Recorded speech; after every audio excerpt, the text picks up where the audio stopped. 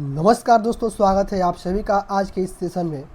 दोस्तों, आज के इस सेशन में हम लोग ज्ञान बिंदु के क्वेश्चन बैंक से 1275 का जो मेंस एग्ज़ाम हुआ था दोस्तों, इस मेंस एग्ज़ाम का प्रश्न पत्र हम लोग देखने जा रहे हैं।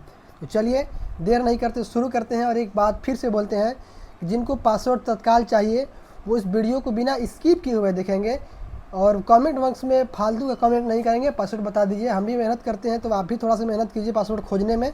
आप चाहते हैं एकदम बना बनाया तुरंत मिल जाए, तो ऐसा नहीं है। हम दे देंगे, जब 1 या 2 दिन बीत जाएगा तब हम पासवर्ड आपको टेलीग्राम ग्रुप पे बता देंगे। तो इस तरह से आप खोल लीजिएगा, नहीं तो आपको ज़रूरी है भी तो आप वीडियो देखिए और पासवर्ड निकाल लीजिए, बार बार वही कमेंट मत कीजिए। चलिए आते हैं अब सीधे क्वेश्चन पर। बिहार दरोगा 1275 पोस्ट नियुक्ति मुख्य परीक्षा का हल प्रश्न पत्र ये है, यानी 1275 का ये मेंस एग्जाम का दोस्तों प्रश्न है। देखिए परीक्षा की तिथि क्या है, तो 25/2 यानी कि फरवरी में 25 तारीख को ये एग्ज़ाम हुआ है दोस्तों, 2024 में ही। आइए देखते हैं इसका पहला प्रश्न। पहला प्रश्न है कि अमनगढ़ बाघ रिजर्व किस राज्य में स्थित है। तो दोस्तों अमनगढ़ जो है यह उत्तर प्रदेश में स्थित है, ऑप्शन नंबर ए हो जाएगा। अब कुछ यहाँ पर दिया गया है कि कौन कौन सा रिजर्व कहाँ कहाँ है। यह उत्तर प्रदेश के बिजनौर जिले में है अमनगढ़। वर्तमान में उत्तर प्रदेश में कुल 4 टाइगर रिजर्व है। पहला अमनगढ़ बाघ रिजर्व, पीलीभीत बाघ रिजर्व, दुधवा बाघ रिजर्व, रानीपुर बाघ रिजर्व। ये चारों बाघ रिजर्व जो है अमनगढ़, पीलीभीत, दुधवा, रानीपुर, ये चारों उत्तर प्रदेश में है दोस्तों। देखिए प्रोजेक्ट टाइगर को इंदिरा गांधी सरकार द्वारा 1973 में उत्तराखंड के, जानते हैं प्रोजेक्ट टाइगर 1973 में आया था, उत्तराखंड के जिम कॉर्बेट नेशनल पार्क से लॉन्च किया गया था इसको। वर्तमान में मार्च 2024 तक भारत में कुल 55 बाघ रिजर्व है, 55 बाघ रिजर्व है। देखिए यहाँ पर कुछ दिया गया है। कामलांग बाघ रिजर्व अरुणाचल प्रदेश में है, इसका अधिसूचना वर्ष है 2017। श्री विल्ली पुथुर मोगामलाई तमिलनाडु में है दोस्तों, और 2021। रामगढ़ विषधारी राजस्थान में है दोस्तों, 2022। रानीपुर उत्तर प्रदेश में है, 2022। वीरांगना दुर्गावती मध्य प्रदेश में 2023। धौलपुर करौली राजस्थान में है, 2023। अब ये लाइन याद रखिएगा कि बिहार में एकमात्र tiger reserve Valmiki tiger reserve, Valmiki tiger reserve जो पश्चिमी चंपारण जिला में स्थित है। वाल्मीकि टाइगर रिजर्व कहाँ है, बिहार के पश्चिमी चंपारण जिला में। देखिए हमारा दूसरा प्रश्न है कि चरक किस वंश से संबंधित है। तो चरक जो थे वह कुषाण वंश, ऑप्शन नंबर डी हो जाएगा। चरक कुषाण वंश से संबंधित है, चरक कुषाण वंश से संबंधित है। चरक कुषाण वंश के महानतम शासक कनिष्क के दरबार में चिकित्सक के रूप में थे। कनिष्क के दरबार में पास, अश्वघोष, वसुमित्र तथा नागार्जुन जैसे विद्वान भी थे। कनिष्क ने पाटलिपुत्र पर आक्रमण कर अश्वघोष को प्राप्त किया था। कनिष्क को द्वितीय अशोक भी कहा जाता है। कनिष्क ने 78 ईस्वी में अपना राज्यारोहण किया था तथा इसके उपलक्ष्य में शक संवत चलाया था। शक संवत को भारत सरकार द्वारा प्रयोग में लाया जाता है। उल्लेखनीय है कि भारत में कुषाण वंश की संस्थापना कुजुल कडफिसस, कुषाण वंश के संस्थापक यहाँ भारत में कौन थे, कुजुल कडफिसस थे, 15 ईस्वी से 65 ईस्वी में की। विम कडफिसस 65 से 78 ईस्वी को भारत में कुषाण शक्ति का वास्तविक संस्थापक माना जाता है। कुषाण का संस्थापक कुजुल कडफिसस, और इसका जो वास्तविक संस्थापक माना जाता है वह वीम लिखा है यहाँ पर वैसे, लेकिन हम तो भीम सुने हैं, आप लोग बताइएगा क्या होगा। वीम कडफिसस वास्तविक संस्थापक था। दोस्तों आगे बढ़ते हैं। देखिए हमारा अगला प्रश्न है कि अयोध्या में दीपोत्सव 2023 में कितने लाख दिए जलाकर रिकॉर्ड बनाया गया। तो दोस्तों 22 लाख प्लस दिया जलाया। आप लोग सुने होंगे जब राम जी का दीपावली था जब, तो अयोध्या में दीपोत्सव मना था, 22 लाख प्लस दिया जला करके। चलिए देखिए अगला प्रश्न है कि विश्व मानवाधिकार आयोग कब गठित हुआ। तो 2000 ईस्वी में दोस्तों बिहार मानवाधिकार कब गठित हुआ। बिहार में मानवाधिकार आयोग का गठन कब हुआ। तो बिहार में मानवाधिकार आयोग का गठन 2000 ईस्वी में हुआ दोस्तों।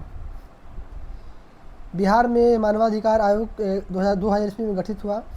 बिहार मानवाधिकार आयोग की स्थापना 3 जनवरी 2000 को की गई। इसका पुनर्गठन 25 जून 2008 को किया गया। इस आयोग का कार्य राज्य में मानवाधिकार का संरक्षण करना। बिहार के मानवाधिकार आयोग के वर्तमान अध्यक्ष पटना हाई कोर्ट के सेवानिवृत्त न्यायाधीश अनंत मनोहर बदर है। नेक्स्ट पॉइंट है राष्ट्रीय मानवाधिकार आयोग का स्थापना 12 अक्टूबर 1993 को हुआ। दोस्तों याद रखिएगा, राष्ट्रीय मानवाधिकार 12 अगस्त 1993 में ईस्वी में इसका गठन हुआ था, राष्ट्रीय मानवाधिकार आयोग का, याद रखिएगा दोस्तों। चलिए आपको उसी के साथ पासवर्ड का पहला लेटर आज का बताते हैं। आज का पासवर्ड का हमारा जो पहला लेटर है वो है दोस्तों पी, कैपिटल पी डालिएगा आज का पासवर्ड का पहला लेटर। आइए आगे चलते हैं। भीमराव अम्बेडकर ने डिप्रेस्ड क्लास एसोसिएशन की स्थापना कब की? दोस्तों भीमराव अम्बेडकर ने 1930 ईस्वी में डिप्रेस्ड क्लास एसोसिएशन की स्थापना किया है। भीमराव अम्बेडकर ने डिप्रेस्ड क्लास एसोसिएशन की स्थापना 1930 में की। इनका जन्म 1981 में मध्य प्रदेश के महू नामक जिले में एक अस्पृश्य जाति महार में हुआ था। इन्होंने मराठी भाषा में 1920 में मूक नायक तथा 1927 में बहिष्कृत भारत नामक पत्रिका का प्रकाशन शुरू किया। अम्बेडकर ने वर्ष 1924 में बहिष्कृत हितकारिणी सभा का निर्माण किया। 2020 में मूक नायक, 1927 में बहिष्कृत भारत, 1924 में बहिष्कृत हितकारिणी सभा। 1927 में भारत समता संघ स्थापित किया। 1936 में इंडिपेंडेंट लेबर पार्टी का गठन किया। 1942 में all India schedule caste federation का स्थापना किया। भीमराव अम्बेडकर को लंदन में हुए तीनों गोलमेज सम्मेलन 1930 से 32 में अछूतों के प्रतिनिधि के रूप में बुलाया गया। अम्बेडकर को संविधान सभा में प्रारूप समिति का अध्यक्ष भी बनाया गया था।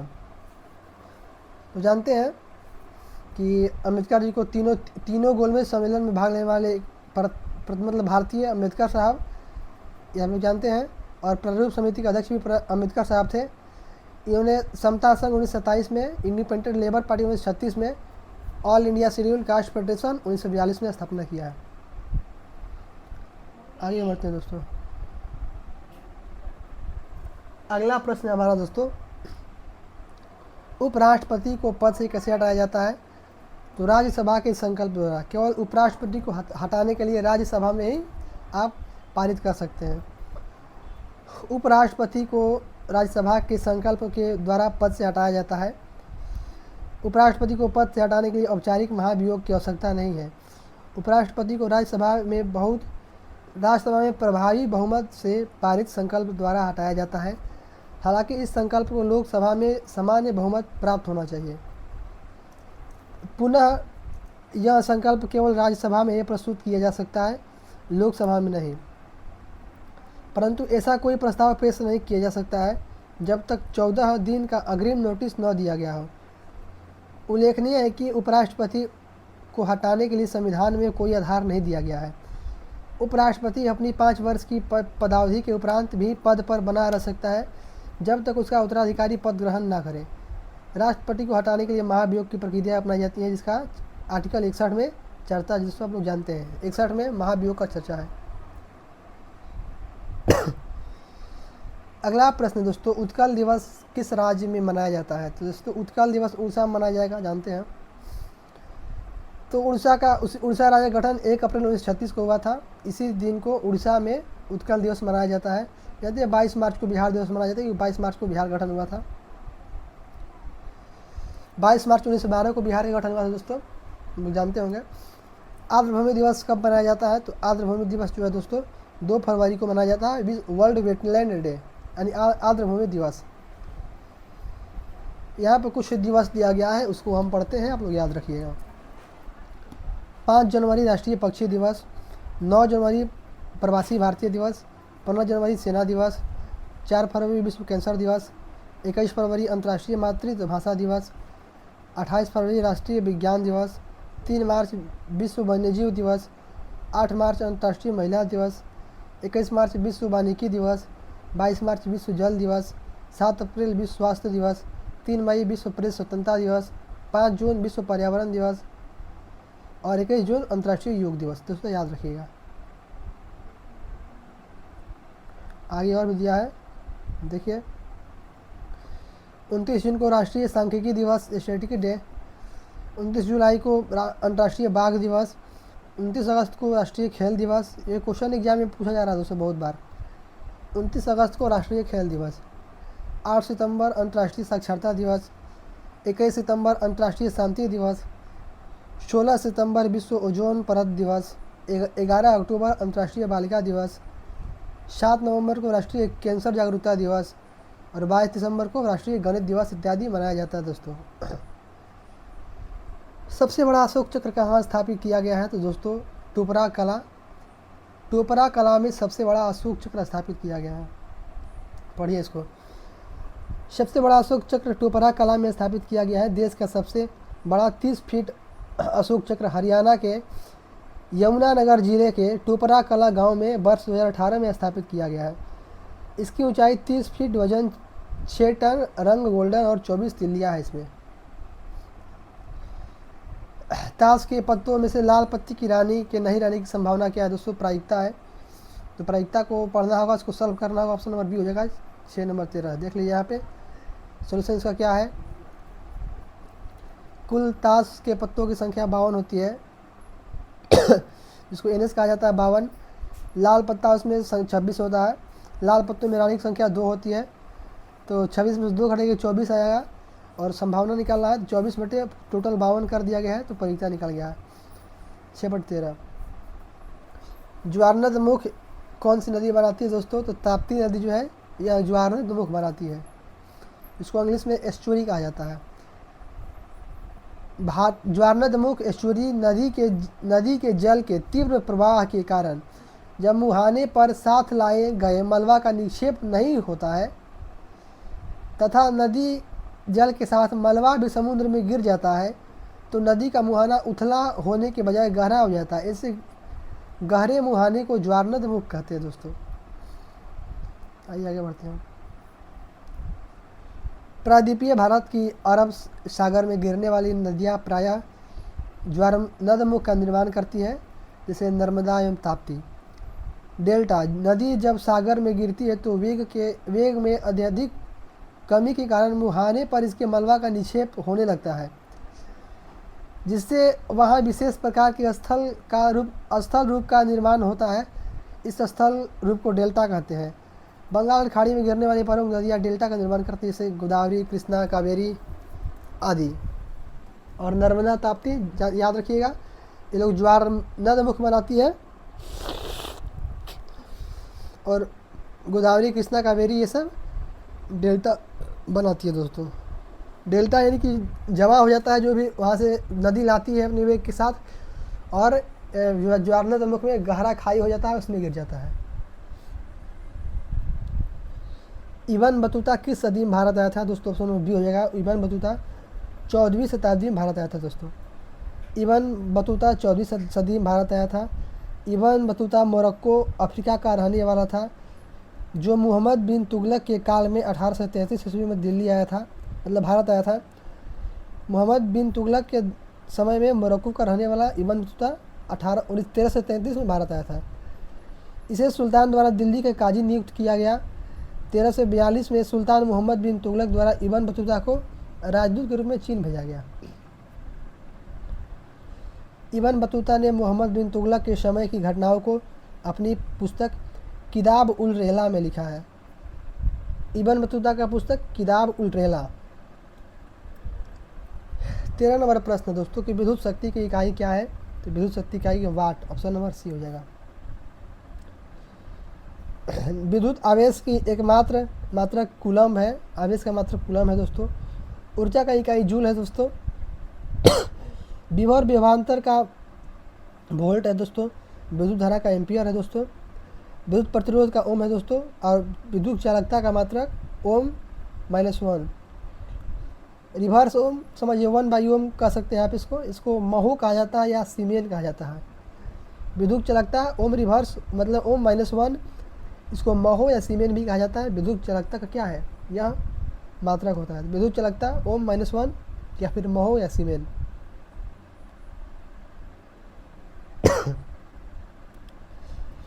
सभी अम्ल में पाए जाने वाले तत्व है, सभी अम्ल में पाए जाने वाले तत्व कौन से हैं? तो हाइड्रोजन दोस्तों। अम्ल में हाइड्रोजन पाया जाता है, जानते हैं कि कोई अम्ल प्रबल कब होता है? जब वो H+ लहरी का त्याग करता है। दुर्बल तब होता है जब वो त्याग नहीं करता है। हाइड्रोजन आवर्त सारणी का प्रथम तत्व है। इसका संकेत H होता है, परमाणु संख्या 1 होता है। हाइड्रोजन S ब्लॉक का सदस्य है। हाइड्रोजन को भविष्य का ईंधन कहा जाता है। इसके नाभिक में सिर्फ एक प्रोटॉन होता है। यह आवर्त सारणी का एकमात्र ऐसा तत्व है जिसके नाभिक में न्यूट्रॉन नहीं पाया जाता है। हाइड्रोजन की खोज 1766 में हेनरी कैवेंडिश ने की थी। हाइड्रोजन की खोज 1766 में हेनरी कैवेंडिश ने की थी। Henry Cavendish 1776 hydrogen. प्रकाशिक तंतु किस नियम पर कार्य करते हैं? तो प्रकाश के पूर्ण आंतरिक परावर्तन, ऑप्शन नंबर बी हो जाएगा दोस्तों। जो ऑप्टिकल फाइबर होते हैं वह प्रकाश के पूर्ण आंतरिक परावर्तन पर काम करते हैं।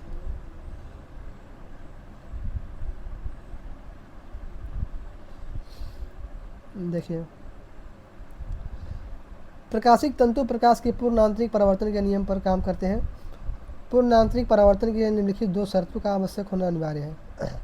पहला शर्त कि प्रकाश सघन माध्यम से विरल माध्यम में जा रहा हो। दूसरा शर्त, आपतन कोण क्रांतिक कोण से बड़ा हो। जो आपतन कोण होगा वह क्रांतिक क्रिटिकल एंगल से बड़ा होना चाहिए दोस्तों। ये 2 शर्त है। पूर्ण आंतरिक परावर्तन में प्रकाश का परावर्तन 100% होता है, अर्थात इसमें प्रकाश का अपवर्तन बिल्कुल नहीं होता है। इस कारण से जिस भाग से पूर्ण आंतरिक परावर्तन होता है वह बहुत चमकने लगता है। पूर्ण आंतरिक परावर्तन के उदाहरण, हीरा अत्यधिक चमकता है दोस्तों प्रकाश के पूर्ण आंतरिक परावर्तन के कारण। रेगिस्तान में मृग मरीचिका बनता है, यानी मृग को लगता है कि वहाँ पर पानी है लेकिन वहाँ पर पानी नहीं होता है दोस्तों। उसको मृग मरीचिका कहते हैं। कांच का चटका हुआ भाग चमकीला दिखाई देता है क्योंकि उसमें प्रकाश का पूर्ण आंतरिक परिवर्तन होता है। पानी में पड़ी हुई प्रखनली चमकीली दिखाई पड़ती है क्योंकि इसमें होता है टोटल इंटरनल रिफ्लेक्शन, यानी कि पूर्ण आंतरिक परावर्तन। पानी में हवा भरे बुलबुले चमकते हैं दोस्तों। कालिक से पोता हुआ गोला भी चमकता है। प्रकाशिक तंतु जो ऑप्टिकल फाइबर होते हैं पूर्ण आंतरिक परावर्तन के सिद्धांत पर काम करते हैं दोस्तों। चलिए दोस्तों आगे बढ़ते हैं। ये हमारा 16 नंबर प्रश्न जो है, एक ठोस गेंद का व्यास इतना है 4.2 सेंटीमीटर, सघनत्व 8.9 सेंटीमीटर पर सेंटीमीटर क्यूब, ग्राम पर सेंटीमीटर क्यूब। उसके बाद हो तो गेंद का द्रव्यमान ज्ञात करें। तो फार्मूला आना चाहिए दोस्तों। मुख्य रूप से क्या पूछा है? द्रव्यमान यानी कि आयतन, समझे। तो ठोस गेंद का व्यास इतना है, गोला का त्रिज्या इतना दिया गया है, व्यास दिया गया, त्रिज्या निकाल लेंगे उसका और फार्मूला पर पुट कर देंगे 4/3 पाई आर क्यूब। जैसे पुट करेंगे सॉल्व करेंगे तो आंसर निकल जाएगा दोस्तों हमारा। आयतन निकालने के बाद दोस्तों द्रव्यमान और आयतन अलग अलग होता है, सॉरी। आयतन निकालने के बाद घनत्व से गुना कर देंगे ना तो द्रव्यमान निकल जाएगा। तो ऐसा हम लोग को करना है। कौन संयोजी ऊतक नहीं है? तो ऑप्शन नंबर डी, उपास्थि संयोजक ऊतक है। रक्त भी है, अस्थि भी है, अस्थि भी है, लेकिन हार्मोन जो है यह ऊतक नहीं होता है दोस्तों। उपास्थि रक्त और अस्थि संयोजी ऊतक है। संयोजी मतलब जोड़ने वाले ऊतक। संयोजी ऊतक विभिन्न अंगों और ऊतकों को संबद्ध करता है तथा उन्हें कुछ सहारा भी देता है। इस प्रकार के ऊतक में कोशिकाओं की संख्या कम होती है तथा अंतर कोशिकीय पदार्थ अधिक होता है। अंतर कोशिकीय पदार्थ को मैट्रिक्स कहा जाता है। संयोजी ऊतक आंतरिक अंगों के रिक्त स्थानों में भरी रहती है। इसके अतिरिक्त ये रक्त नलिकाओं एवं तंत्रिका नर्वस के चारों ओर तथा अस्थि मज्जा बोन मेरो में पाई जाती है। संयोजी ऊतक 3 प्रकार के होते हैं: वास्तविक संयोजी ऊतक, कंकाल संयोजी ऊतक और तरल ऊतक या संवहन ऊतक ये होते हैं दोस्तों। वास्तविक संयोजी ऊतक के उदाहरण एरियोलर ऊतक, जालवत ऊतक इत्यादि वास्तविक संयोजी ऊतक होते हैं दोस्तों। कंकाल ऊतक शरीर के अंदर पाया जाता है, जैसे उपास्थि ऊतक, अस्थि ऊतक। रक्त एवं लसिका को तरल संयोजी ऊतक कहते हैं। ये इसके बारे में डिटेल दिया गया दोस्तों। उड़ीसा की बादाम पहाड़ी में कौन सा अयस्क निकाला जाता है?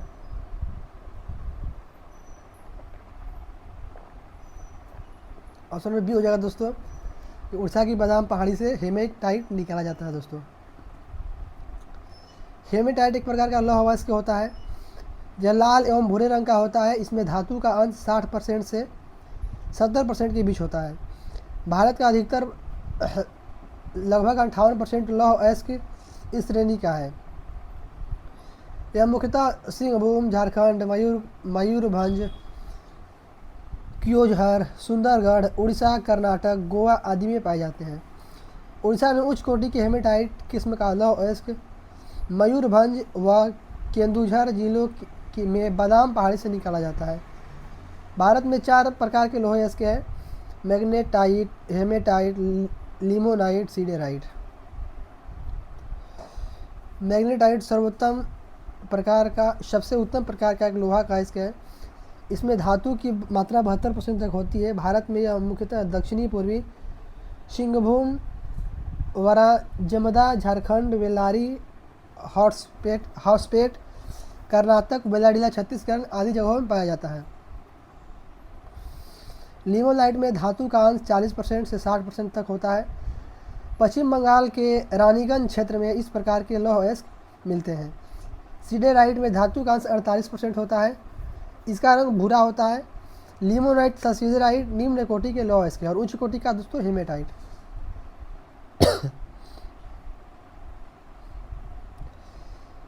अगला प्रश्न हमारा दोस्तों, शुंग वंश के बाद किस वंश ने शासन किया? तो शुंग वंश के बाद कन्नौ वंश ने शासन किया दोस्तों। शुंग वंश के अंतिम सम्राट देवभूति की हत्या करके वासुदेव ने 75 ईस्वी में पूर्व में कन्नौ वंश की नींव रखी। वासुदेव ब्राह्मण वंश का था। वैदिक धर्म एवं संस्कृति संरक्षण की जो परंपरा शुंगों ने प्रारंभ की थी, इसे कन्नौ वंश ने जारी रखा। कन्नौ वंश ने केवल 4 शासक हुए। कौन कौन हुए दोस्तों? वासुदेव, भूमिमित्र, नारायण और सुषमर्ण। इस पेन से लिखेंगे तो हमको मिटाना पड़ जाएगा दोस्तों बार बार। कन्नौ वंश के अंतिम शासक सुषमर्ण की हत्या 30 ईस्वी पूर्व में सिमुक ने कर दी और एक नवीन ब्राह्मण वंश आंध्र सातवाहन की नींव डाली। उल्लेखनीय है कि पुष्यमित्र शुंग ने 185 ईस्वी पूर्व में मौर्य शासक पृथ्वीरथ की हत्या करके शुंग वंश की स्थापना की थी। पुष्यमित्र कट्टर ब्राह्मणवादी था दोस्तों। कैसा था पुष्यमित्र? तो वह कट्टर ब्राह्मणवादी था। आगे बढ़ते दोस्तों, डीआरडीओ द्वारा विकसित अस्त्र कैसी मिसाइल है? तो एयर टू एयर मिसाइल दोस्तों, याद रखिएगा। जो अस्त्र है एयर टू एयर मिसाइल है, वायु से वायु मार करने वाली मिसाइल है।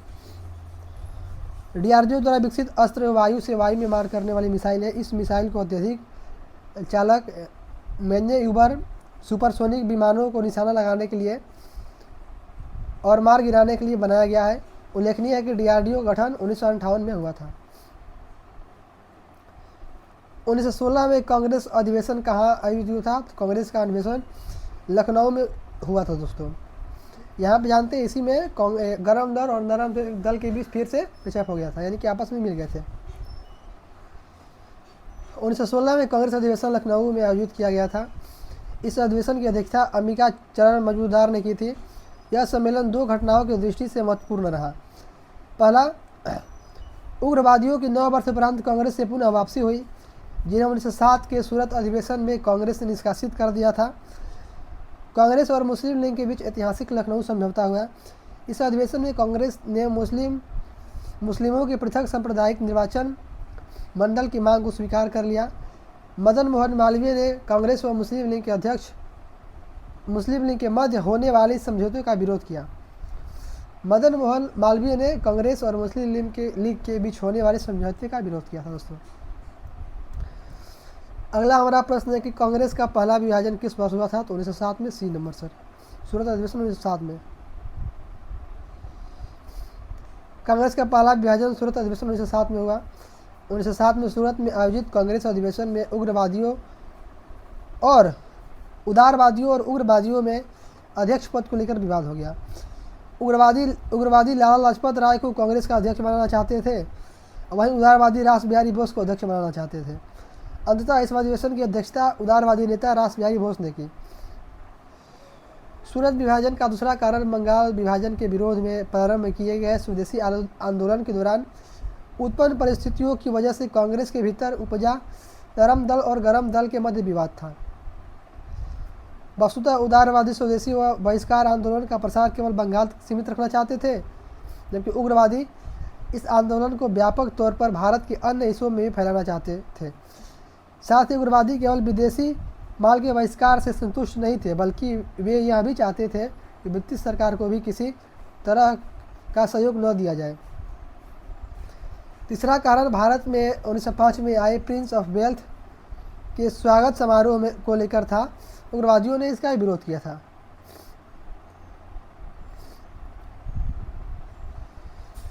एक अन्य कारण अधिवेशन के स्थान को लेकर भी था। उग्रवादी चाहते थे कि 1907 का कांग्रेस अधिवेशन नागपुर में हो, वहीं उदारवादी चाहते थे कि 1907 का कांग्रेस अधिवेशन सूरत में हो। इन विवादों के परिणामस्वरूप सूरत में कांग्रेस का पहला विभाजन हुआ। उल्लेखनीय है कि कांग्रेस का दूसरा विभाजन 1918 में बम्बई हुआ। यह विशेष अधिवेशन था जिसकी अध्यक्षता हसन इमाम ने की थी। तो दोस्तों देख सकते हैं सबसे पहला विभाजन कांग्रेस और गरम दल के बीच हुआ 1907 में, जिसका कारण आप पढ़े कि क्या क्या था। अध्यक्ष बनाने को लेकर था, असहयोग आंदोलन में जो स्वदेशी आंदोलन था उसको लेकर के कुछ अनबन था, और कहाँ पर अधिवेशन होगा इसको लेकर कुछ अनबन था, इस कारण से ये सब हुआ था। निम्नलिखित में बिहार के निम्नलिखित जिलों को उत्तर से दक्षिण व्यवस्थित करना है दोस्तों। इसके लिए मैप को जानना आवश्यक होगा दोस्तों। जैसे कि दिया है बी नंबर उत्तर होगा।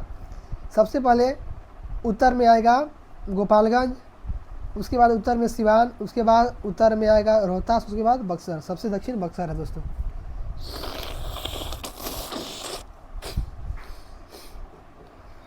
आगे बढ़ते हैं दोस्तों। देख सकते हैं गोपाल, सिवान, बक्सर, रोहतास इत्यादि क्रम है। गोपालगंज, सिवान, बक्सर, रोहतास, सॉरी बक्सर पहले रोहतास बाद में, देख लीजिएगा आप लोग। ये बिहार राजनीतिक मानचित्र दिया है, उतना स्पष्ट नहीं है लेकिन फिर भी समझ में आ रहा है कहाँ क्या दिया है। पश्चिमी चंपारण वहाँ है, पूर्वी चंपारण यहाँ है, मधुबनी यहाँ है, भोजपुर यहाँ है, बक्सर यहाँ है, पटना यहाँ है, ये सब दिखाया गया दोस्तों। भागलपुर हम यहाँ रहते हैं दोस्तों, भागलपुर इधर है, भागलपुर बांका, यही यहाँ पे मेरा घर है बांका जिला में। चलिए भोजपुर बक्सर यहाँ भी मेरा पैतृक घर है, तो वो भी नज़दीक है यहाँ से। आइए दोस्तों आगे यहाँ पे बिहार के बारे में कुछ और दिया गया है। बिहार में कुल 38 ज़िले हैं। 38वां जिला अरवल है, सबसे अंतिम जिला अरवल। बिहार में कुल 9 प्रमंडल है। पटना, सारण, मगध, दरभंगा, तिरहुत, पूर्णिया, कोसी, भागलपुर, मुंगेर, ये सब प्रमंडल है बिहार में। आगे बिहार में कुल 101 अनुमंडल तहसील है। बिहार में कुल 534 प्रखंड है। बिहार का सर्वाधिक गर्म जिला गया है। बिहार का सबसे अधिक ठंडा जिला गया है, गर्म भी गया ठंडा भी गया।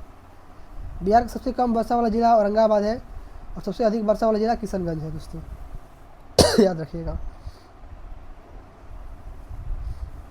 चलिए 24 नंबर क्वेश्चन की विषम चुने, रीजनिंग का क्वेश्चन है कि कौन सा विषम है इसमें। नाई जानते हैं जो बाल काटते हैं, दर्जी कपड़ा सिलते हैं, लोहार लोहा का काम करते हैं, बढ़ई कपड़ा का काम करता है। पूछ रहा क्या इसमें अलग है दोस्तों। यहाँ पर दिया है बी नंबर दर्जी। नाई बाल बनाता है, लोहार लोहा का वस्तु बनाता है, बढ़ई लकड़ी का वस्तु बनाता है, लेकिन दर्जी देखिए यहाँ पर लिखा है कि नाई जो है, नाई लोहार और जो बढ़ई ये सब जातिगत पेशा है। यानी कि नाई जातिगत पेशा है। जो आपके शादी ब्याह में गाँव में जो नाऊ आते हैं वो जातिगत रहते हैं, लोहार भी जातिगत रहते हैं, बढ़ई भी जातिगत रहते हैं। लेकिन आजकल तो कोई बन सकता है दोस्तों, क्वेश्चन उतना सटीक नहीं है। लेकिन जबकि दर्जी जातिगत पेशा नहीं है, अतः दर्जी विषम है। यानी किसी खास जाति के लोग ही उस दर्जी नहीं बनते हैं। खासकर ऐसा भी नहीं होना चाहिए, दर्जी भी आजकल कोई भी बन जाता है।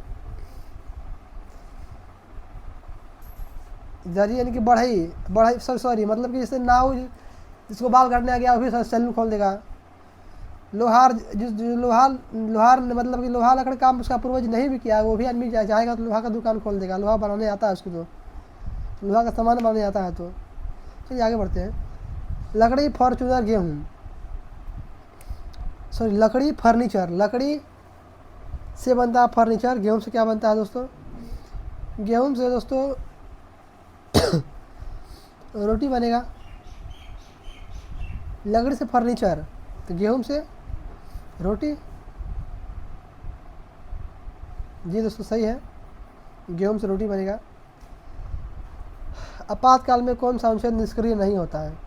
दोस्तों अनुच्छेद 20 और 21 आपातकाल में भी लागू रहता है। ऑप्शन नंबर सी हो जाएगा। आपातकाल में अनुच्छेद 20 व 21 निष्क्रिय नहीं होता है। संविधान के भाग 18 में अनुच्छेद 352 से 360 तक आपातकालीन प्रावधान उल्लिखित है। आपातकाल देखिए भाग 18 में अनुच्छेद 352 से 60 तक। 352 जानते हैं राष्ट्रीय आपात और 360 वित्तीय आपात। आगे बढ़ते हैं। ये प्रावधान केंद्र को किसी भी असामान्य स्थिति में प्रभावी रूप से निपटने में सक्षम बनाते हैं। आपातकालीन स्थिति में केंद्र सरकार शक्तिमान हो जाता है तथा सभी राज्य केंद्र के पूर्ण नियंत्रण में आ जाते हैं। इस संविधान में औपचारिक संशोधन किए बिना ही संघीय ढांचे को एकात्मक ढांचे में परिवर्तित कर देते हैं।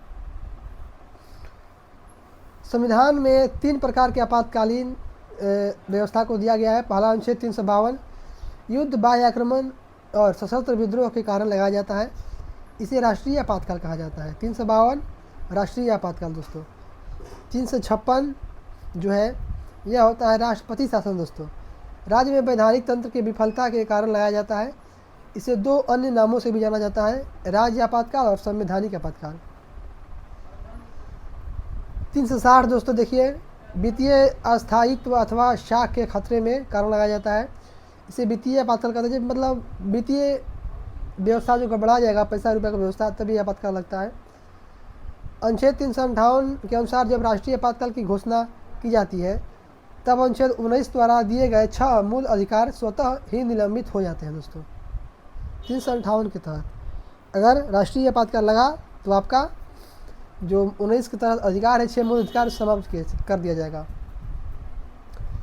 अनुच्छेद 359 मूल अधिकार के निलंबन स्वतः नहीं करता है, या राष्ट्रपति को यह शक्ति देता है कि वह मूल अधिकारों के निलंबन को लागू करे।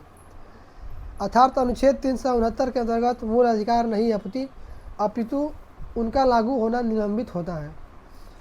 वास्तविक रूप से ये अधिकार जीवित रहते हैं, केवल इनका उपचार निलंबित होता है। यह निलंबन उन्हीं मूल अधिकार से संबंधित होता है जो राष्ट्रपति के आदेश में वर्णित होते हैं। उल्लेखनीय है कि अनुच्छेद 20 तथा 21 द्वारा प्रदत्त मूल अधिकार किसी भी दशा में राष्ट्रीय आपातकाल में भी निलंबित नहीं होते हैं।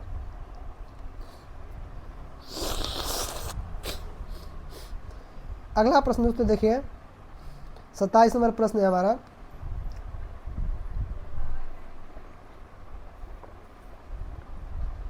कोलकाता का सहयोगी बंदरगाह कौन सा है दोस्तों? तो हल्दिया। कोलकाता का सहयोगी बंदरगाह हल्दिया है। कोलकाता का सहयोगी बंदरगाह हल्दिया है। पश्चिम बंगाल में हुगली नदी के मुहाने पर हल्दिया बंदरगाह का विकास किया गया है। यह कोलकाता बंदरगाह के भार को कम करता है तथा उन बड़े बड़े जहाज़ों का आश्रय स्थल है जो कलकत्ता तक नहीं पहुंच पाते हैं। पेट्रोलियम पदार्थ के व्यापार हेतु इस बंदरगाह का विशिष्ट महत्व है। भारत के प्रमुख बंदरगाह यहाँ पर दिए गए हैं। देखिए यहाँ पर दिए गए हैं प्रमुख बंदरगाह, इसको हम पढ़ते हैं।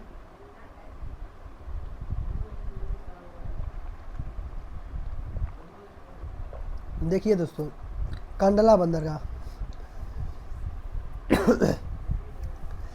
इस बंदरगाह का निर्माण गुजरात के कच्छ जिले में कच्छ की खाड़ी में 1930 ईस्वी में किया गया था।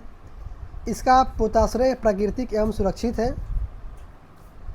यह मुक्त व्यापार क्षेत्र फ्री ट्रेड जोन बनाया गया है। पेट्रोलियम उत्पाद के आयात हेतु यह बंदरगाह प्रसिद्ध है।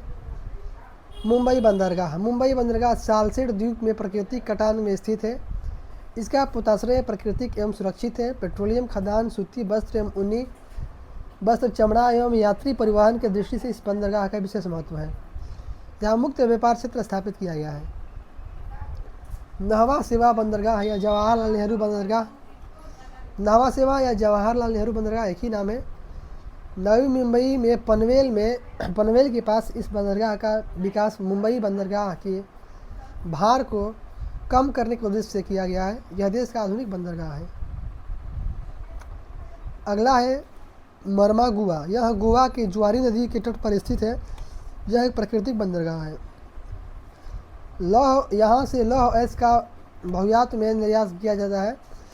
न्यू मंगलोर कर्नाटक में स्थित यह बंदरगाह से कुद्रेमुख के लौह अयस्क को निर्यात किया जाता है। यह रेल लाइन एवं NH-17 द्वारा मुंबई एवं कोची से जुड़ा है।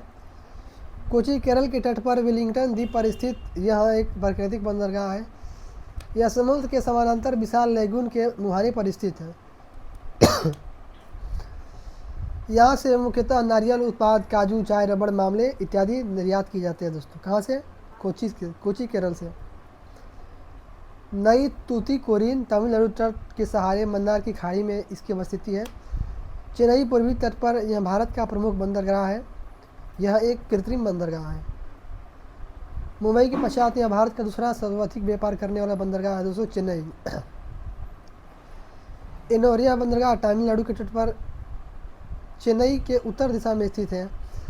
चेन्नई के भार को कम करने के लिए इसे विकसित किया गया है। कोयले के व्यापार हेतु इस बंदरगाह का विशेष महत्व। दोस्तों विशाखापट्टनम आंध्र प्रदेश में स्थित यह देश का एक गहरा एवं अच्छा प्राकृतिक बंदरगाह है। पोताश्रय के मुख पर डॉल्फिन नोज नामक पहाड़ी के समुद्र में निकले होने के कारण यह तूफानों से स्वतः सुरक्षित है।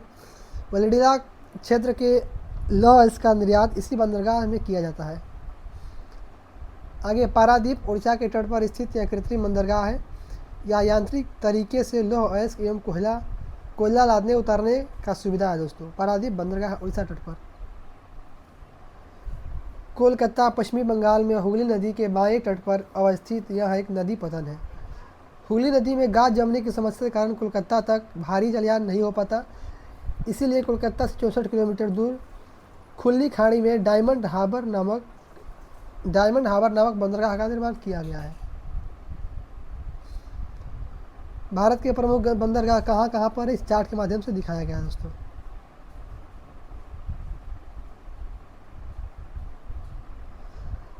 हमारा अगला प्रश्न है समान नागरिक संहिता का प्रावधान किस अनुच्छेद में? तो अनुच्छेद 44 होता है यूनिफॉर्म सिविल कोड।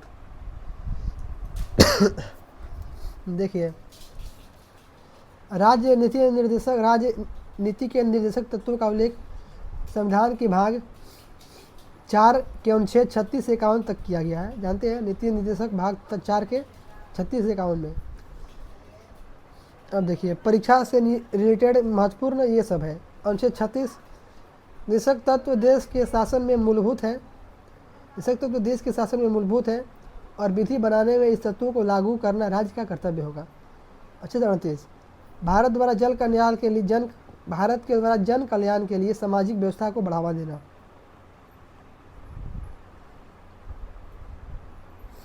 ये देखिए 39A में दिया गया है। 39 के में सामान्य न्याय एवं निःशुल्क कानूनी सहायता। अनुच्छेद 40 में दिया है ग्राम पंचायत का गठन होना चाहिए।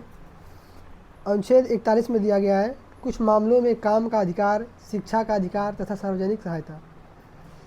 42 में दिया गया है न्याय उचित एवं मानवीय कार्य दशाओं तथा मातृत्व सहायता के लिए प्रावधान करना। अनुच्छेद 43 में दिया गया है कर्मचारियों को निर्वाह वेतन देना इत्यादि। अनुच्छेद 43 का यह है उद्योगों के प्रबंधन में कर्मचारियों को सहभागिता। अनुच्छेद 43B में दिया गया है सहकारी समितियों को प्रोत्साहन देना। अनुच्छेद 45 में दिया गया है बालपन पूर्व देखभाल तथा 6 वर्ष से कम आयु के बच्चों की शिक्षा। अनुच्छेद 46 में दोस्तों अनुसूचित जाति एवं अनुसूचित जनजाति से संबंधित प्रावधान है। कमजोर वर्गों के शैक्षिक तथा आर्थिक हितों को बढ़ावा देना है। अनुच्छेद 47 पोषाहार का स्तर बढ़ाने, जीवन स्तर सुधारने तथा जन स्वास्थ्य की स्थिति बेहतर करने संबंधी सरकार का कर्तव्य क्या क्या है, अनुच्छेद 47 में दिया गया है। दोस्तों अनुच्छेद 48 बहुत इंपॉर्टेंट है, कृषि एवं पशुपालन का संगठन। अनुच्छेद 48 कृषि एवं पशुपालन का संगठन। 48A पर्यावरण संरक्षण एवं संवर्धन तथा वन एवं वन्य जीवों की सुरक्षा। 48 कृषि एवं पशुपालन। 48A पर्यावरण और वन संरक्षण। 48 का ए पर्यावरण एवं वन संरक्षण। 48 कृषि एवं पशुपालन। 49 स्मारकों तथा राष्ट्रीय महत्व के स्थानों एवं वस्तुओं का संरक्षण। 49 में है स्मारक और राष्ट्रीय महत्व के स्थान का संरक्षण। अनुच्छेद 50 दोस्तों, अनुच्छेद 50 न्यायपालिका और कार्यपालिका की शक्तियों का बंटवारा, यानी कि अलग अलग रहेगा, ये लोग एक दूसरे के साथ हस्तक्षेप नहीं करेगा, ये होता है। अनुच्छेद 51 अंतर्राष्ट्रीय शांति एवं सुरक्षा को प्रोत्साहन। अनुच्छेद 51 जो है इसमें अंतर्राष्ट्रीय शांति एवं सुरक्षा को प्रोत्साहन दिया गया है।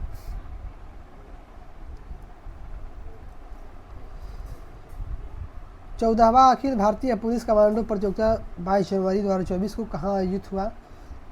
तो दोस्तों ये हुआ है कुप्पूपदा, विशाखापट्टनम। ये करंट अफेयर है, इससे आगे बढ़ते हैं। पूगा घाटी जो लद्दाख में स्थित है किसके लिए प्रसिद्ध है? यह भूतापीय ऊर्जा। दोस्तों पूगा घाटी भूतापीय ऊर्जा के लिए प्रसिद्ध है, इसके बारे में दिया गया है। देखिए पूगा घाटी लद्दाख में जो भूतापीय ऊर्जा के लिए प्रसिद्ध है।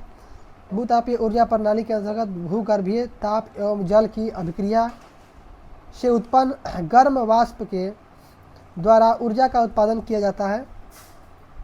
पूगा घाटी लद्दाख की तरह हिमाचल प्रदेश का मणिकरण भी भूतापीय ऊर्जा के लिए प्रसिद्ध है। झारखंड के सूर्यकुंड एवं उत्तराखंड के तपोवन में भूतापीय ऊर्जा की मौजूदगी का पता चला है। राष्ट्रीय भूगर्भीय अनुसंधान संस्था हैदराबाद में है। दोस्तों राष्ट्रीय भूगर्भीय अनुसंधान संस्था हैदराबाद में स्थित है। भूतापीय ऊर्जा की संभावित क्षेत्रों की खोज का जो भूतापीय ऊर्जा की संभावित क्षेत्र है उसका खोज का काम कौन करता है? हैदराबाद में स्थित भूगर्भीय अनुसंधान संस्था। दोस्तों हमारा 31 नंबर प्रश्न है कि लोकसभा अध्यक्ष एवं उपाध्यक्ष दोनों की अनुपस्थिति में लोकसभा की बैठक को सुगम कौन बनाता है? तो अध्यक्ष का जो पैनल होता है वो अध्यक्षता करेगा लोकसभा का, जब अध्यक्ष और उपाध्यक्ष नहीं रहेंगे तब। यहाँ पर इसके बारे में डिटेल से दिया गया है जिसको हम पढ़ते हैं। लोकसभा अध्यक्ष एवं उपाध्यक्ष दोनों अनुपस्थित हो तो लोकसभा की बैठक को अध्यक्ष पैनल द्वारा सुगम बनाया जाता है। संसद के प्रत्येक सदन को अपने पीठासीन अधिकारी होते हैं। लोकसभा में अध्यक्ष व उपाध्यक्ष और राज्यसभा में सभापति व उपसभापति होते हैं। इसके अलावा लोकसभा में सभापति का पैनल व राज्यसभा में उपसभापति का पैनल भी नियुक्त किया जाता है। अर्थात जब लोकसभा अध्यक्ष एवं उपाध्यक्ष दोनों अनुपस्थित हो तो लोकसभा के सभापति पैनल में शामिल लोकसभा के सदस्य द्वारा ही लोकसभा की बैठक को संचालित किया जाता है। इसी तरह जब राज्यसभा में राज्यसभापति व उपसभापति दोनों अनुपस्थित हो तो राज्यसभा के उपसभापति पैनल में शामिल राज्यसभा के सदस्यों द्वारा ही राज्यसभा की बैठक को संचालित किया जाता है। और भी दिया गया दोस्तों, लोकसभा के नियमों के अंतर्गत अध्यक्ष सदस्यों में से 10 को सभापति तालिका के लिए नामांकित करता है। इनमें से कोई भी अध्यक्ष या उपाध्यक्ष की अनुपस्थिति में संसद का पीठासीन अधिकारी हो सकता है। पीठासीन होने पर उसकी शक्ति अध्यक्ष के समान होती है। वह तब तक पद धारण करता है जब तक नई सभापति तालिका का नामांकन न हो जाए। जब इस पैनल का सदस्य अनुपस्थित रहता है तो सदन किसी अन्य व्यक्ति को अध्यक्ष निर्धारित करता है। उल्लेखनीय है कि जब अध्यक्ष या उपाध्यक्ष का पद रिक्त हो तो सभापति तालिका पैनल का सदस्य सदन का पीठासीन अधिकारी नहीं हो सकता है। इस अवधि के लिए अध्यक्ष के कर्तव्य का निर्वाह वह व्यक्ति करेगा जिसे राष्ट्रपति ने नियुक्त किया हो। अगला प्रश्न हमारा दोस्तों 32 नंबर, लोकसभा अध्यक्ष के चुनाव की तिथि किसके द्वारा घोषित की जाती है? तो दोस्तों राष्ट्रपति के द्वारा। यहाँ पर दिया गया है डिटेल से। लोकसभा अध्यक्ष के चुनाव की तिथि राष्ट्रपति घोषित करते हैं। नवगठित संसद के पहली बैठक के पश्चात उपस्थित सदस्यों के बीच से अध्यक्ष का चुनाव किया जाता है। राष्ट्रपति लोकसभा अध्यक्ष के चुनाव की तारीख निर्धारित करता है। आमतौर पर अध्यक्ष लोकसभा के जीवन काल तक पद धारण करता है। हालांकि उसका पद निम्नलिखित 3 मामलों में से इससे पहले भी समाप्त हो सकता है। यदि वह सदन का सदस्य नहीं रहता है, यदि वह उपाध्यक्ष को संबोधित अपने हस्ताक्षर सहित लेख द्वारा पद त्याग करे, यदि लोकसभा के तत्कालीन समस्त सदस्य बहुमत यानी प्रभावी बहुमत से पारित संकल्प द्वारा इसके पद से हटाए। हालांकि ऐसा संकल्प तब तक प्रस्तावित नहीं किया जाएगा जब तक कि इन संकल्प को प्रस्तावित करने के आशय की कम से कम 14 दिन पूर्व सूचना न दे दी गई हो। जब अध्यक्ष को हटाने के लिए संकल्प विचाराधीन है तो अध्यक्ष पीठासीन नहीं होगा, यानी कि अध्यक्ष कुर्सी पर बैठे नहीं रहेंगे, किंतु उसे लोकसभा में बोलने और उसकी कार्यवाही में भाग लेने का अधिकार होगा। ऐसी स्थिति में उसे मत देने का भी अधिकार होगा, परंतु मतों के बराबर होने की दशा में मत देने का अधिकार नहीं होगा। दोस्तों,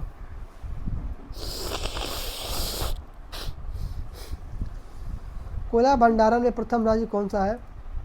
दोस्तों, कोयला का भंडारण में सबसे पहला राज्य है झारखंड। दोस्तों, यहाँ पर कोयला का भंडारण, कोयला यहाँ पर सबसे अधिक मात्रा में पाया जाता है।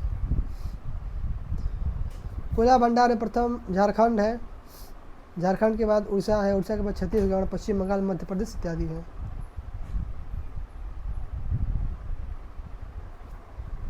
भारत की कुल संचित भंडार का लगभग 99% कोयला गोंडवाना संरचना में पाया जाता है, जिसका निर्माण मुख्यतः कार्बोनीफेरस एवं पर्मियन काल से हुआ है। शेष कोयला टर्शियरी काल का है। गोंडवाना कोयला क्षेत्र दामोदर, सोन, महानदी, गोदावरी, पेंच, वर्धा आदि नदी घाटियों का कोयला क्षेत्र है। टर्शियरी कोयला क्षेत्र मेघालय, अरुणाचल प्रदेश, उत्तरी असम, जम्मू और कश्मीर, कालाकोट क्षेत्र कोयला उत्पादन का क्रम राज्यवार। छत्तीसगढ़ उत्पादन में सबसे आगे है, फिर उड़ीसा है, फिर झारखंड है, फिर मध्य प्रदेश, फिर तेलंगाना, लेकिन भंडारण में सबसे आगे झारखंड और उत्पादन में सबसे आगे छत्तीसगढ़। दोस्तों, याद रखिएगा। दोस्तों, सोशल कंट्रैक्ट के लेखक है रूसो। ऑप्शन नंबर ए हो जाएगा। रूसो ने अपनी पुस्तक सोशल कंट्रैक्ट सामाजिक अनुबंध की रचना 1762 में किया था। इसी पुस्तक में यह प्रसिद्ध वाक्य कहा गया है कि मनुष्य स्वतंत्र पैदा होता है और वह सब जगह जंजीरों से जकड़ा है। रूसो का पूरा नाम जियां जाक रूसो था। जियां जाक रूसो मोंटेस्क्यू फ्रांस का एक प्रसिद्ध राजनीतिक विचारक था। इसने शक्ति का पृथक्करण सिद्धांत दिया। इस पुस्तक the spirit of law Montesquieu का, ये भी बिहार दरोगा में पूछा गया क्वेश्चन दोस्तों, कि द मोंटेस्क्यू का पुस्तक स्पिरिट ऑफ लॉ, इस प्रसिद्ध पुस्तक द स्पिरिट ऑफ लॉ है इसका प्रसिद्ध पुस्तक। दिदरो वंश का राजनीतिक विचारक था। दिदरो जो है फ्रांस का जो था राजनीतिक विचारक था। याद रखिए, सोशल कंट्रैक्ट रूसो और स्पिरिट ऑफ लॉ मोंटेस्क्यू। कौन सा स्थल पूर्वी तट पर स्थित है दोस्तों? तो तूतीकोरिन यह पूर्वी तट पर स्थित है। तूतीकोरिन तमिलनाडु में स्थित है। कोल्लम जो है केरल में स्थित है। यहाँ अष्टमुदी वेकवाटर्स पशजल स्थित है। एर्नाकुलम भी केरल में स्थित है, यह मरीन ड्राइव के लिए प्रसिद्ध है। कोचीन भी केरल में स्थित है। यह अरब सागर की रानी कहा जाता है इसको, कोचीन को। 92वां संविधान संशोधन 2003 द्वारा 8वीं अनुसूची में कौन सा भाषा जोड़ा गया? तो देखिए दोस्तों, जानते हैं हम लोग 21वीं संविधान संशोधन में सिंधी, ठीक है, 71वां में नेपाली, मणिपुर, कोकड़ी, और 92 में बोडो, डोगरी, संथाली और मैथिली। तो बोडो है नहीं है, डोगरी नहीं है, संथाली है और मैथिली नहीं है। तो दोस्तों ऑप्शन नंबर डी हो जाएगा, संथाली जोड़ा गया था। देख लीजिए, 92 संविधान संशोधन 2003 द्वारा संविधान की 8वीं अनुसूची में 4 नई भाषाएं जोड़ी गई, बोडो, डोगरी, संथाली और मैथिली। इस प्रकार 8वीं अनुसूची में अब कुल 22 भाषाएं हो गई हैं। योजना आयोग कब आया था? देख लीजिए, इसका सही आंसर हो जाएगा ऑप्शन नंबर ए 1950 में। दोस्तों, योजना आयोग का गठन 1950 में हुआ है।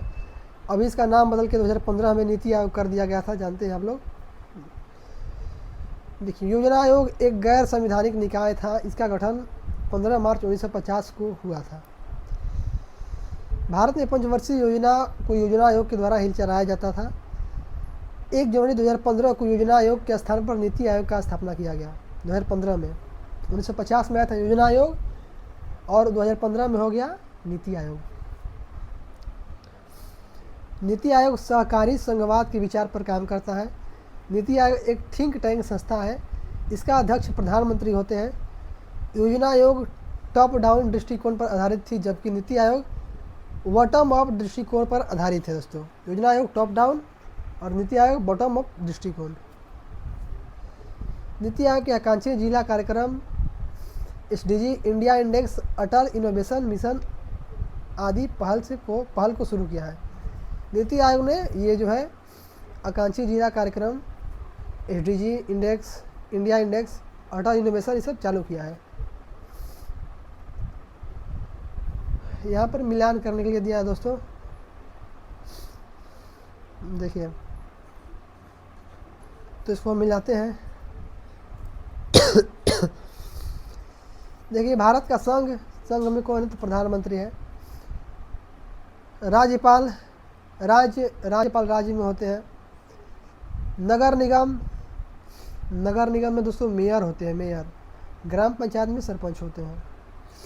तो ऑप्शन नंबर हमको लगता है ये हो जाएगा, ये नंबर। दोस्तों, आगे बढ़ते हैं। यही सब दिया गया है। प्रधानमंत्री भारत में सरकार का वास्तविक प्रधान होता है, अर्थात प्रधानमंत्री सरकार का प्रमुख होता है।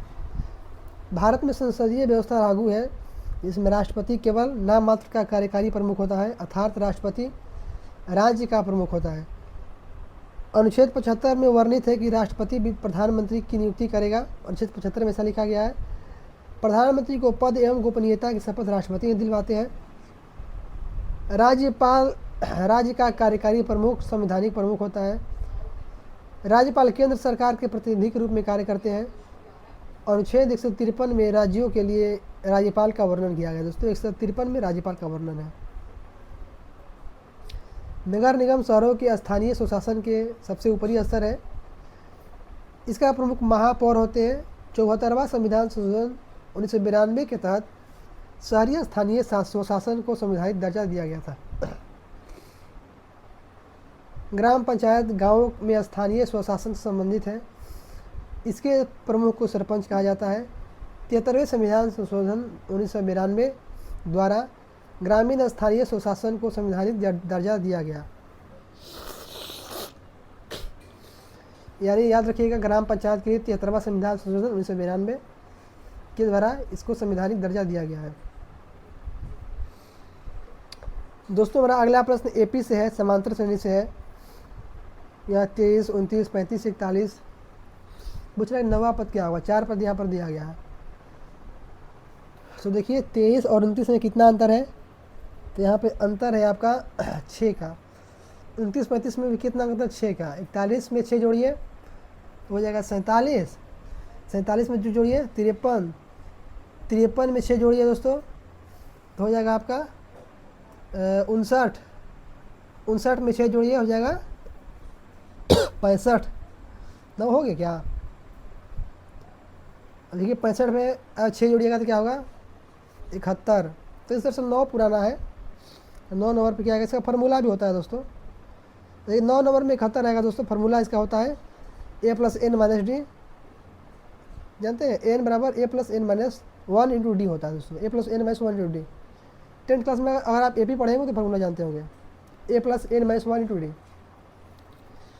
GI टैग किस संस्था के द्वारा दिया जाता है दोस्तों? वर्ल्ड ट्रेड ऑर्गेनाइजेशन के द्वारा ये GI टैग दिया जाता है। इसके बारे में दिया है, बहुत सारा बात दिया गया है। ये इसको देखते हैं। जीआई टैग डब्ल्यूटीओ के द्वारा दिया जाता है। जीआई टैग भौगोलिक संकेतक एक ऐसा नाम या चिन्ह होता है जिसका उपयोग उन विशेष उत्पादों पर किया जाता है जो किसी विशिष्ट भौगोलिक संस्था या मूल से संबंधित होते हैं।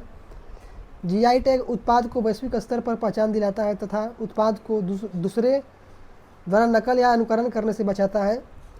एक पंजीकृत जीआई टैग 10 वर्ष के लिए होता है दोस्तों। जीआई टैग डब्ल्यूटीओ के टीआरआईपीएस बौद्धिक संपदा अधिकार के व्यापार संबंधित पहलुओं समझौते द्वारा विनियमित एवं निर्देशित है। डब्ल्यूटीओ की स्थापना 1 जनवरी 1995 को किया गया था। डब्ल्यूटीओ का 1995 में नाम था गेट, GATT। ये था दोस्तों। चलिए अब इसका नाम डब्ल्यूटीओ है।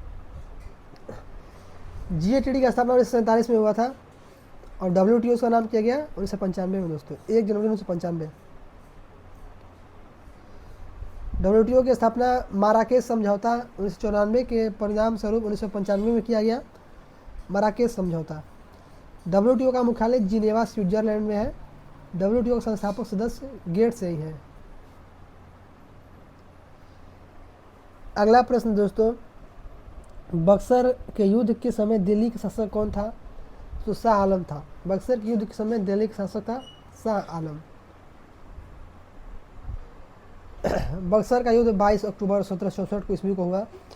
यह युद्ध अंग्रेजों एवं बंगाल के नवाब मीर कासिम, मुगल सम्राट शाह आलम द्वितीय तथा अवध का नवाब शुजाउद्दौला की संयुक्त सेना के बीच हुआ, जिसमें हेक्टर मुनरो के नेतृत्व में अंग्रेजी सेना विजयी हुई।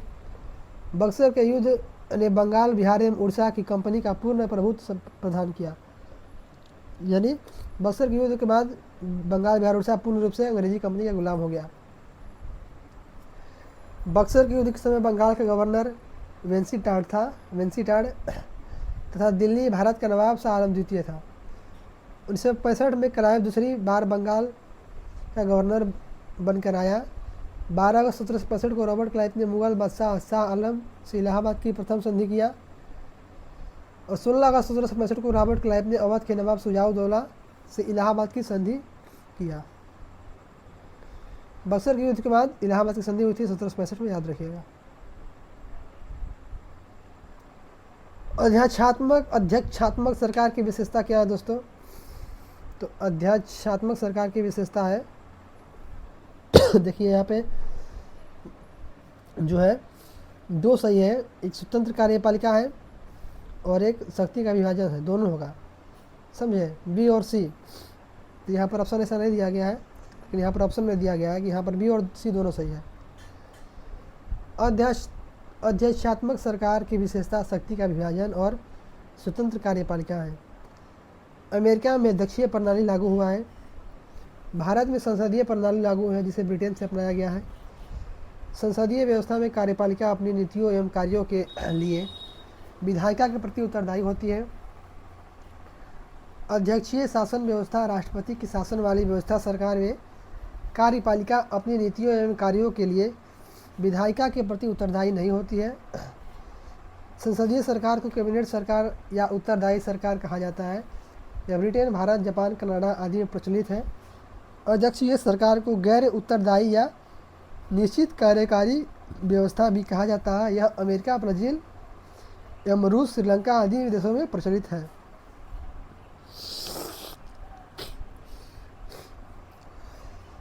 दोस्तों अगला क्वेश्चन रीजनिंग से है। रीजनिंग का तो कंसेप्ट बदलते रहता है, आप लोग जानते हैं। पुलिस को यहाँ पर उल्टे लिखा है, यानी कि पी को यहाँ लिख दिया, ओ को यहाँ लिख दिया, एल को यहाँ लिख दिया। इस तरह से बदलिएगा। राइट हैंड क्या होगा? डब्ल्यू को उधर लिख दीजिए, आर को उधर लिख दीजिए। इस तरह लिखिएगा, मतलब या ई को शुरू में, या देखिए ई को यहाँ, सी को यहाँ, दोनों तरफ से बना सकते हैं। एल को यहाँ, इसी तरह जो है लिख दीजिए, आर को पहले, ई को बाद में, टी को उधर। इस तरह से बनाया गया दोस्तों। ऑप्शन नंबर डी इसका सही हो जाएगा। यहाँ पर ये प्रश्न आकृति है। अगला ये जो है यहाँ पे वर्गाकार है, इस पर त्रिभुज है, त्रिभुजाकार है, ऊपर जो है आयत है। यहाँ देखिए कितना कोणीय है? 1 2 3 4 5, ये पंचकोणीय है। हाँ पंचकोणीय है, ऊपर में गोलाकार है, वृत्ताकार आकृति है। तब इसका आगे क्या होगा? आगे गोलाकार होगा, गोलाकार इसमें नहीं दिया, तीनों में गोलाकार, ऊपर में पंचकोणीय दे दिया है, इस तरह से बनाया गया है। दोस्तों प्रश्न संख्या 45 है कि बोस आइंस्टीन कंडेंसेट में होती है, क्या होती है? तो इसमें दोस्तों बहुत कम गतिज ऊर्जा होती है। आइए इसका डिटेल पढ़ते हैं कि बोस आइंस्टीन कंडेंसेट में बहुत कम गतिज ऊर्जा होती है। बोस आइंस्टीन कंडेंसेट भी इसी को पदार्थ की पांचवी अवस्था कहा जाता है।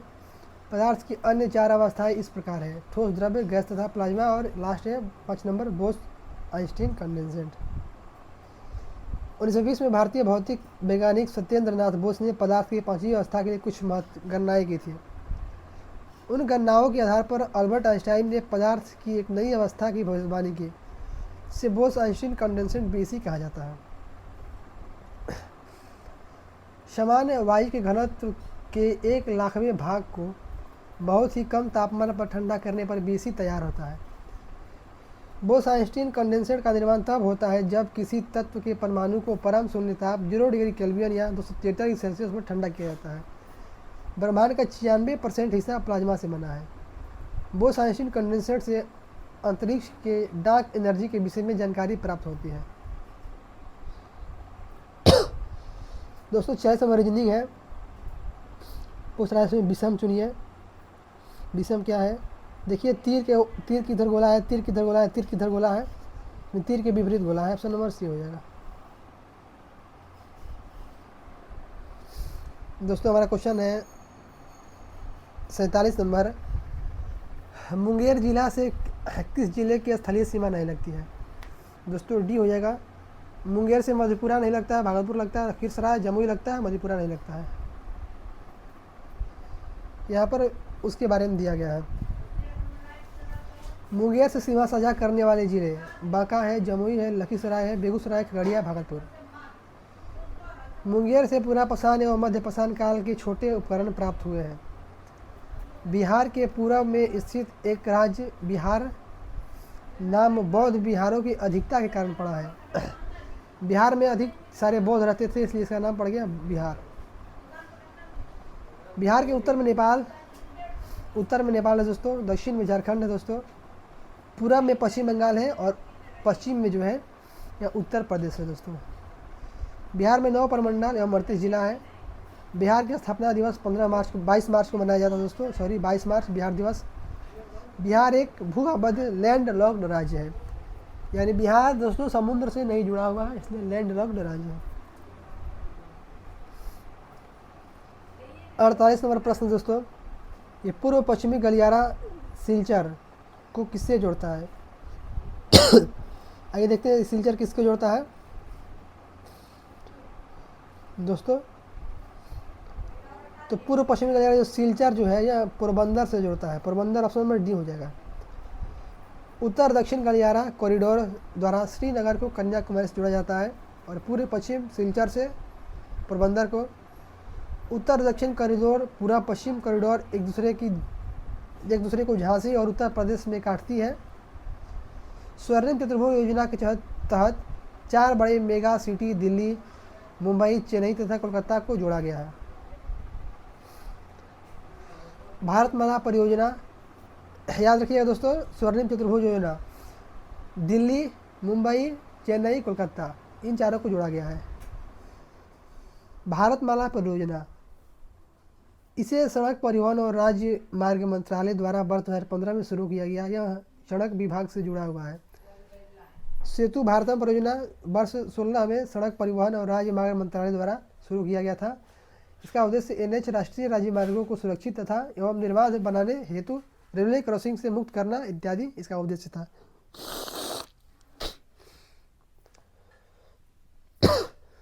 दोस्तों 49 नंबर क्वेश्चन है कि हाल में मरणोपरांत भारत का रत्न सम्मान भारत रत्न किसे दिया गया? मरने के बाद भारत रत्न किसे दिया गया है? दोस्तों कर्पूरी ठाकुर जी को दिया गया है।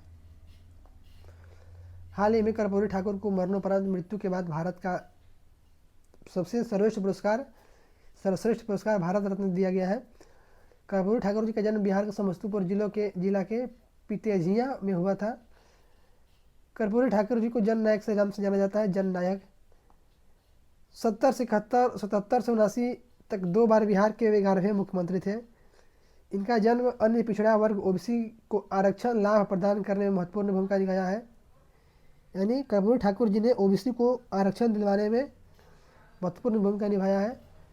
अपने मुख्यमंत्री के कार्यकाल 77 से 79 के दौरान ओबीसी के आरक्षण के लिए मुंगेरी लाल आयोग की सिफारिश किया था इन्होंने। वर्ष 2024 में 5 प्रमुख व्यक्तियों को भारत रत्न दिया गया। जो सब अभी तक सर्वाधिक है, कर्पूरी ठाकुर जी को MS स्वामीनाथन जो हरित क्रांति के थे, PV नरसिम्हा राव पूर्व प्रधानमंत्री है, लाल कृष्ण आडवाणी उप प्रधानमंत्री है और चौधरी चरण सिंह, इन 5 लोगों को जो है भारत रत्न दिया गया है।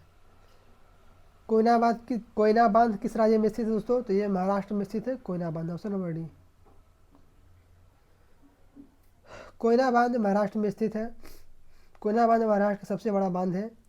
कोयना बांध कोयना नदी पर बनाया गया है, एक मलबा कंक्रीट बांध है। यह कोयना नदी पश्चिम घाट में स्थित महाबलेश्वर से निकलती है। चलिए, कोयना नदी कोयना कृष्ण की सहायक नदी है और कोयना बांध जल विद्युत परियोजना के लिए प्रसिद्ध है। आइए दोस्तों देखते हैं हमारा 51 नंबर प्रश्न कि अनुच्छेद 21 का संबंध किससे है दोस्तों? शिक्षा के अधिकार से, प्राण एवं दैविक स्वतंत्रता के अधिकार से, संविधान के उपचारों के अधिकार से, धार्मिक कार्य के अधिकार से। दोस्तों हो जाएगा बी नंबर यहाँ पे सही आंसर, प्राण एवं दैहिक स्वतंत्रता के अधिकार को लेकर यह अनुच्छेद 21 में प्रावधान किया गया है। आइए दोस्तों, इसके डिटेल्स को पढ़ने से पहले आपको हम इस PDF का पासवर्ड का चर्चा करते हैं। पहला लेटर आपको हम पीछे बता चुके हैं। अगला लेटर हम बताते हैं ए दोस्तों, ए। पहले हम उधर कुछ बताए हैं, जो देखे होंगे उनको यह पता होगा, और यहाँ पर ए बताए हैं। फिर कितने के जगह PDF का पासवर्ड बताइए। अब ध्यान से देखिए वीडियो, तब आपको पासवर्ड पूरा मालूम चल जाएगा। आगे बढ़ते हैं दोस्तों। देखिए, अनुच्छेद 21 में जो है प्राण एवं दैहिक स्वतंत्रता के अधिकार से संबंधित है। अनुच्छेद 21 जीवन और व्यक्तिगत स्वतंत्रता की सुरक्षा का अधिकार है के अनुसार किसी व्यक्ति को विधि द्वारा स्थापित प्रक्रिया के अतिरिक्त उसके जीवन और व्यक्तित्व स्वतंत्रता के अधिकार से वंचित नहीं किया जा सकता है। इसका भारतीय संविधान के भाग 3 के अनुच्छेद 12 से 35 तक मूल अधिकारों की चर्चा है, जानते हैं आप लोग, जिसमें 6 प्रकार के मौलिक अधिकार की चर्चा की गई है। जो है समता का अधिकार 14 से 18, स्वतंत्रता का 1922, शोषण के विरुद्ध अधिकार 23 से 24, धार्मिक स्वतंत्रता का अधिकार 25 से 28, संस्कृति और शिक्षा संबंधी अधिकार 29-30 और संवैधानिक उपचारों का अधिकार 32। पहाड़ों पर जल उबलता है दोस्तों। पहाड़ों पर जल इसलिए उबलता है क्योंकि पहाड़ पे जो है ना समुद्र के तल से कम ताप पर, जी, पहाड़ों पर जल जो है समुद्र के जो तल होते हैं उसे कम ताप पर इसलिए क्योंकि वहाँ जो है पहाड़ों पर प्रेशर दोस्तों कम होता है। पहाड़ों पर समुद्र के तल से कम ताप पर जल उबलता है।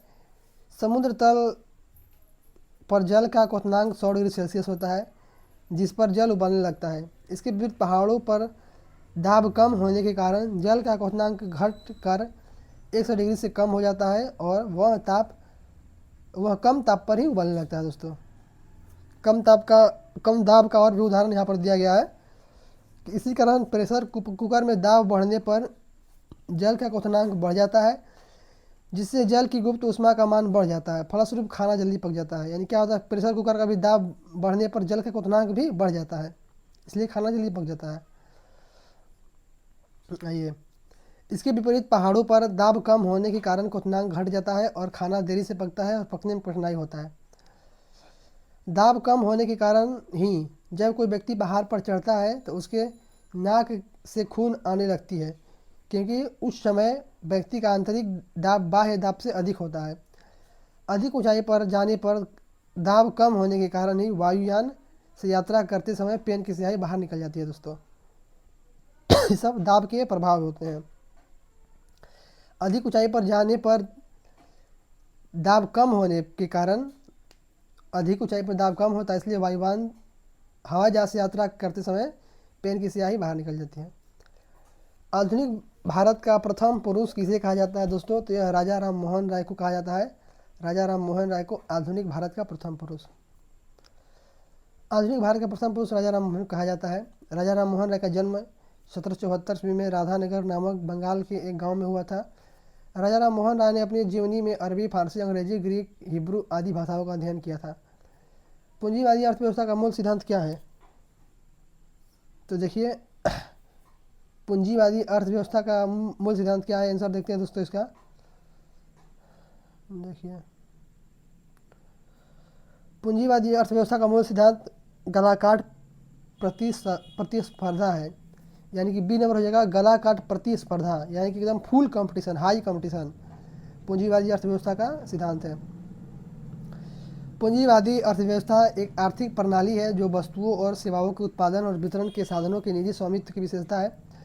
पूंजीवादी अर्थव्यवस्था में व्यक्ति और व्यवसाय अपने समय के आर्थिक नियंत्रण लेने के लिए स्वतंत्र है और बाजार आपूर्ति और मांग के आधार पर वस्तुओं और सेवाओं की कीमतें निर्धारित करता है। पूंजीवादी अर्थव्यवस्था में सरकार की भूमिका आमतौर पर बाजार को विनियमित करने और निजी संपत्ति अधिकारों की रक्षा करने तक सीमित होती है। पूंजीवादी अर्थव्यवस्था में व्यवसायों के लाभ प्राथमिक प्रेरणा है और बाजार प्रतिस्पर्धा को नवाचार और दक्षता के लिए प्रेरक शक्ति के रूप में देखा जाता है।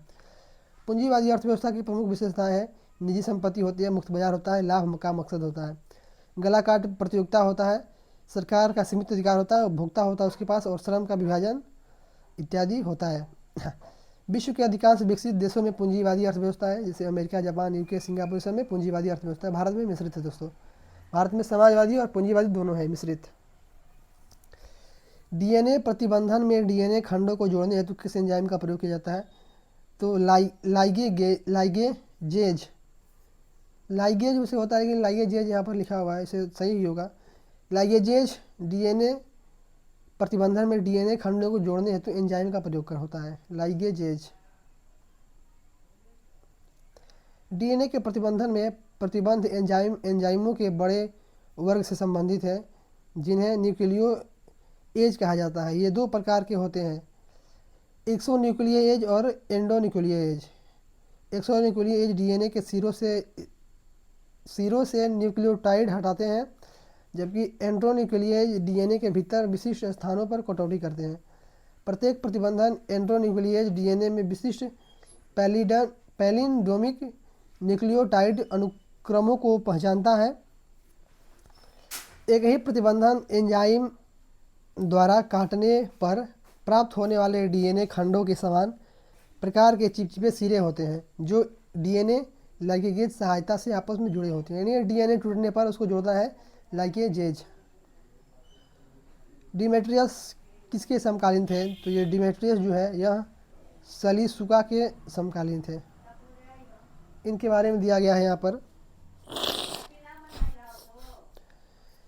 कि डिमेट्रियस मौर्य शासक सलीसुका के समकालीन थे। डिमेट्रियस प्रथम भारत पर आक्रमण या भारत की सीमा में प्रवेश करने वाला पहला इंडो ग्रीक शासक था। इन्हें 190 ईस्वी पूर्व भारत पर आक्रमण कर अफगानिस्तान, पंजाब एवं सिंध के बहुत बड़े भाग को एकाधिकार कर लिया था। इसे 183 ईस्वी पूर्व के लगभग पंजाब के कुछ भाग को जीतकर साकल या सियालकोट को अपनी राजधानी बनाया था। डिमेट्रियस ने भारतीय राजा की उपाधि धारण की और यूनानी तथा खरोष्टी दोनों लिपियों में वाले सिक्के चलवाए थे। डिमेट्रियस ने भारतीय राजा की उपाधि धारण की और यूनानी तथा खरोष्टी दोनों लिपियों में सिक्का चलवाए थे। दोस्तों आगे पढ़ते हैं। राज्यपाल किसके लिए राष्ट्रपति को सिफारिश करता है? तो दोस्तों किसके लिए करता है? मंत्रिपरिषद को भंग करने के लिए करता है, उच्च न्यायालय के न्यायाधीश को हटाने के लिए नहीं करता है, विधानसभा भंग करने के लिए करता है, और राज्य में संविधान तंत्र ठप होने पर भी करता है। यानी राष्ट्रपति शासन लगाने के लिए भी करता है। तो ऑप्शन नंबर सी हो जाएगा 1, 3, 4। मंत्रिपरिषद को भंग करने के लिए, विधानसभा को भंग करने के लिए, और राज्य में संविधान तंत्र अगर खराब हो जाए, ठप हो जाए, तो उस समय राष्ट्रपति शासन के लिए करता है। डी नंबर न्यायाधीश को हटाने का काम राष्ट्रपति नहीं करता है। आगे दोस्तों, दिलवाड़ा का जैन मंदिर किस पर्वत पर स्थित है? दोस्तों माउंट आबू पर स्थित है। दिलवाड़ा का जैन मंदिर माउंट आबू पर्वत पर स्थित है। दिलवाड़ा मंदिर श्वेतांबर जैन मंदिरों का एक समूह है। चालुक्य अथवा सोलंकी वंश के शासक भीम प्रथम के मंत्री सेनानायक बिमल शाह ने 11वीं से 13वीं शताब्दी के दौरान दिलवाड़ा जैन मंदिर का निर्माण करवाया था। 5 मंदिरों का समूह है। बिमल वसाही प्रथम जैन तीर्थंकर आदिनाथ को समर्पित है। लूना वसाही 22वें तीर्थंकर नेमिनाथ को समर्पित है। पीतलहार प्रथम तीर्थंकर आदिनाथ को समर्पित है।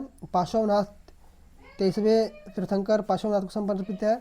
और महावीर स्वामी अंतिम तीर्थंकर महावीर को समर्पित है। यह 5 मंदिरों का समूह है माउंट दिलवाड़ा का जैन मंदिर, जो माउंट आबू पर्वत पर स्थित है दोस्तों। मेजर ध्यानचंद्र खेल रत्न प्राप्त खिलाड़ी चिराग चंद्रशेखर शेट्टी किस खेल से संबंधित है दोस्तों? तो चिराग चंद्रशेखर शेट्टी है जो है बैडमिंटन से संबंधित है, याद रखिएगा। इनको 2023 में मेजर ध्यानचंद्र खेल रत्न अवार्ड दिया गया। त्वरित कार्यबल आरएएफ किस अर्धसैनिक बल का भाग है? आरएएफ किसके अंदर आता है दोस्तों? तो आरएएफ जो सीआरपीएफ के अंदर आता है दोस्तों। त्वरित कार्यबल इसका होता है शॉर्टकट। इसकी स्थापना 1992 में दंगों जैसी स्थितियों से निपटने के लिए की गई है। समाजवादी विचार किसे स्वीकार नहीं करता है? पर्यावरण को, पूंजी को, आर्थिक संबंधों को, निजी संपत्ति को। समाजवादी यानी कि तो हो जाएगा सरकार के संरक्षण में। तो देखिए समाजवादी विचार डी नंबर आंसर हो जाएगा। समाजवादी विचार निजी संपत्ति को स्वीकार नहीं करता है। समाजवादी में संपत्ति जो है सरकार का, आदमी का नहीं। समाजवाद एक राजनीतिक और आर्थिक व्यवस्था है जिसके उत्पादन और संपत्ति के साधनों पर सार्वजनिक स्वामित्व होता है, जिसका नियंत्रण राज्य करता है। समाजवाद की विशेषताएं: वर्गहीन समाज जिसमें अमीर और गरीब के बीच कोई भेद न हो, सभी संसाधनों का सामान्य स्वामित्व और सामूहिक स्वामित्व हो, आय का समान वितरण होता हो, बाजार शक्तियों का अभाव हो, वहाँ सरकार का ही कंट्रोल हो। ऐसा अपनी जाति में विवाह करना क्या कहलाता है? तो अंतर्विवाह, अंतः विवाह, और दूसरी जाति में बहिर्विवाह दोस्तों। और दूसरे अंतरजातीय विवाह, बहिर्विवाह, अंतः विवाह समझिए। अंतः मतलब अपने अंदर आसपास के जाति में, जो आप बेराजिश जाति के आप हैं उस जाति में विवाह करना। बहिर्विवाह, बाहर विवाह। अंतरजातीय विवाह मतलब किसी दूसरे कास्ट के साथ विवाह करना।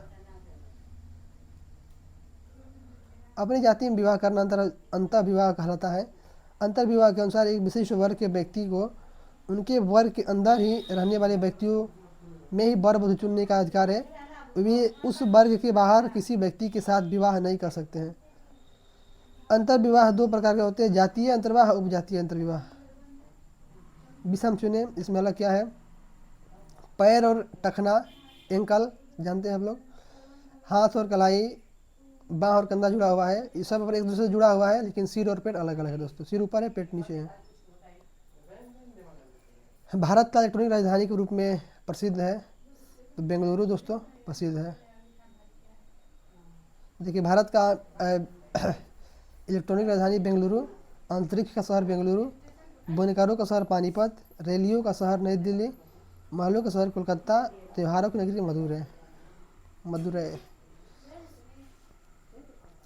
मुगल काल में पूरे राज्य का वित्त व्यवस्था कौन अधिकारी देखता था दोस्तों? वित्त व्यवस्था को दीवान देखता था। मुगल काल में पूरे वित्त व्यवस्था को दीवान नामक अधिकारी देखता था। दीवान शब्द फारसी मूल का शब्द है।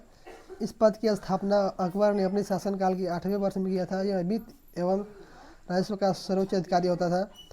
दीवान की सहायता के लिए अनेक अधिकारी होते थे, जैसे दीवान खालिसा, शाही भूमि का देखभाल करने वाला अधिकारी, दीवान वेतन तथा जागीरों की देखभाल करने वाला, मुस्तफी आय व्यय का निरीक्षण करने वाला तथा मुशर्रिफ लेखा अधिकारी होता था दोस्तों मुगल काल में। आमिल अकबर के समय शासनकाल में 18वें वर्ष में इस पद का गठन किया था अकबर ने। आमिल पद का गठन अकबर ने 18वें वर्ष में किया था। यह परगने का वित्त अधिकारी होता था। परगने का वित्त अधिकारी आमिल। अमल गुजार जिला में राजस्व का प्रमुख अधिकारी होता था। अमल गुजार जो जिला में टैक्स कलेक्ट करने वाला मेन अधिकारी होता था। अगला क्वेश्चन दोस्तों 66 नंबर, 2H2O प्लस O2 से बना 2SO3 ऊष्माक्षेपी है, तो अगर ऊष्माक्षेपी अभिक्रिया होगा तो क्या होगा? उच्च दाब होगा, उत्प्रेरक और निम्न ताप होगा।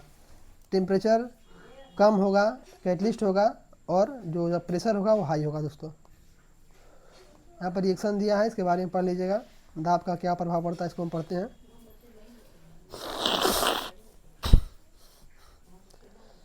देखिए पढ़ते हैं। अभिक्रिया ऊष्माक्षेपी होती है, ऊष्माक्षेपी है, अतः यह निम्न ताप पर अनुकूलित होती है। मोलों की संख्या में कमी होती है, अतः अभिक्रिया उच्च दाब पर अनुकूलन होती है। ये रिएक्शन दिया गया है। यह अभिक्रिया ऊष्माक्षेपी या ऊष्मादायक है। इसमें आयतन की कमी होती है। प्रतिकारक के 3 अणु प्रतिफल के 2 आयतन का निर्माण करते हैं।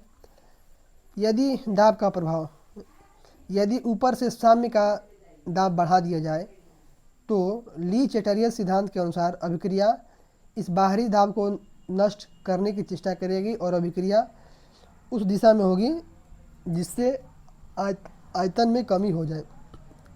क्योंकि अंतिम अभिक्रिया में आयतन कम होता है, अतः दाब अधिक करने से SO3 अधिक बनेगा। ली चैटेलियर का सिद्धांत क्या कहता है? यदि कोई उत्क्रमणीय अभिक्रिया साम्यावस्था में हो और साम्य निर्धारित करने वाले एक या अधिक कारण सांद्रण, ताप एवं दाब बदल दिए जाए तो अभिक्रिया ऐसे दिशा में होने लगेगी जिससे परिवर्तन का प्रभाव जहाँ तक संभव हो समाप्त हो जाएगा।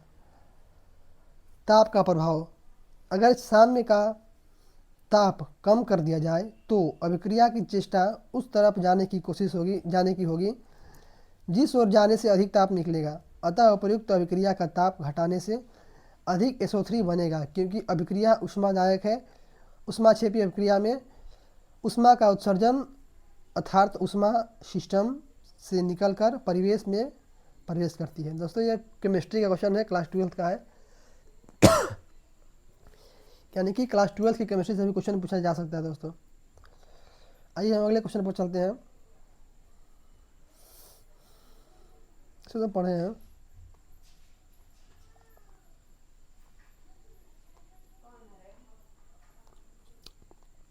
ये पढ़ रहे हैं दोस्तों।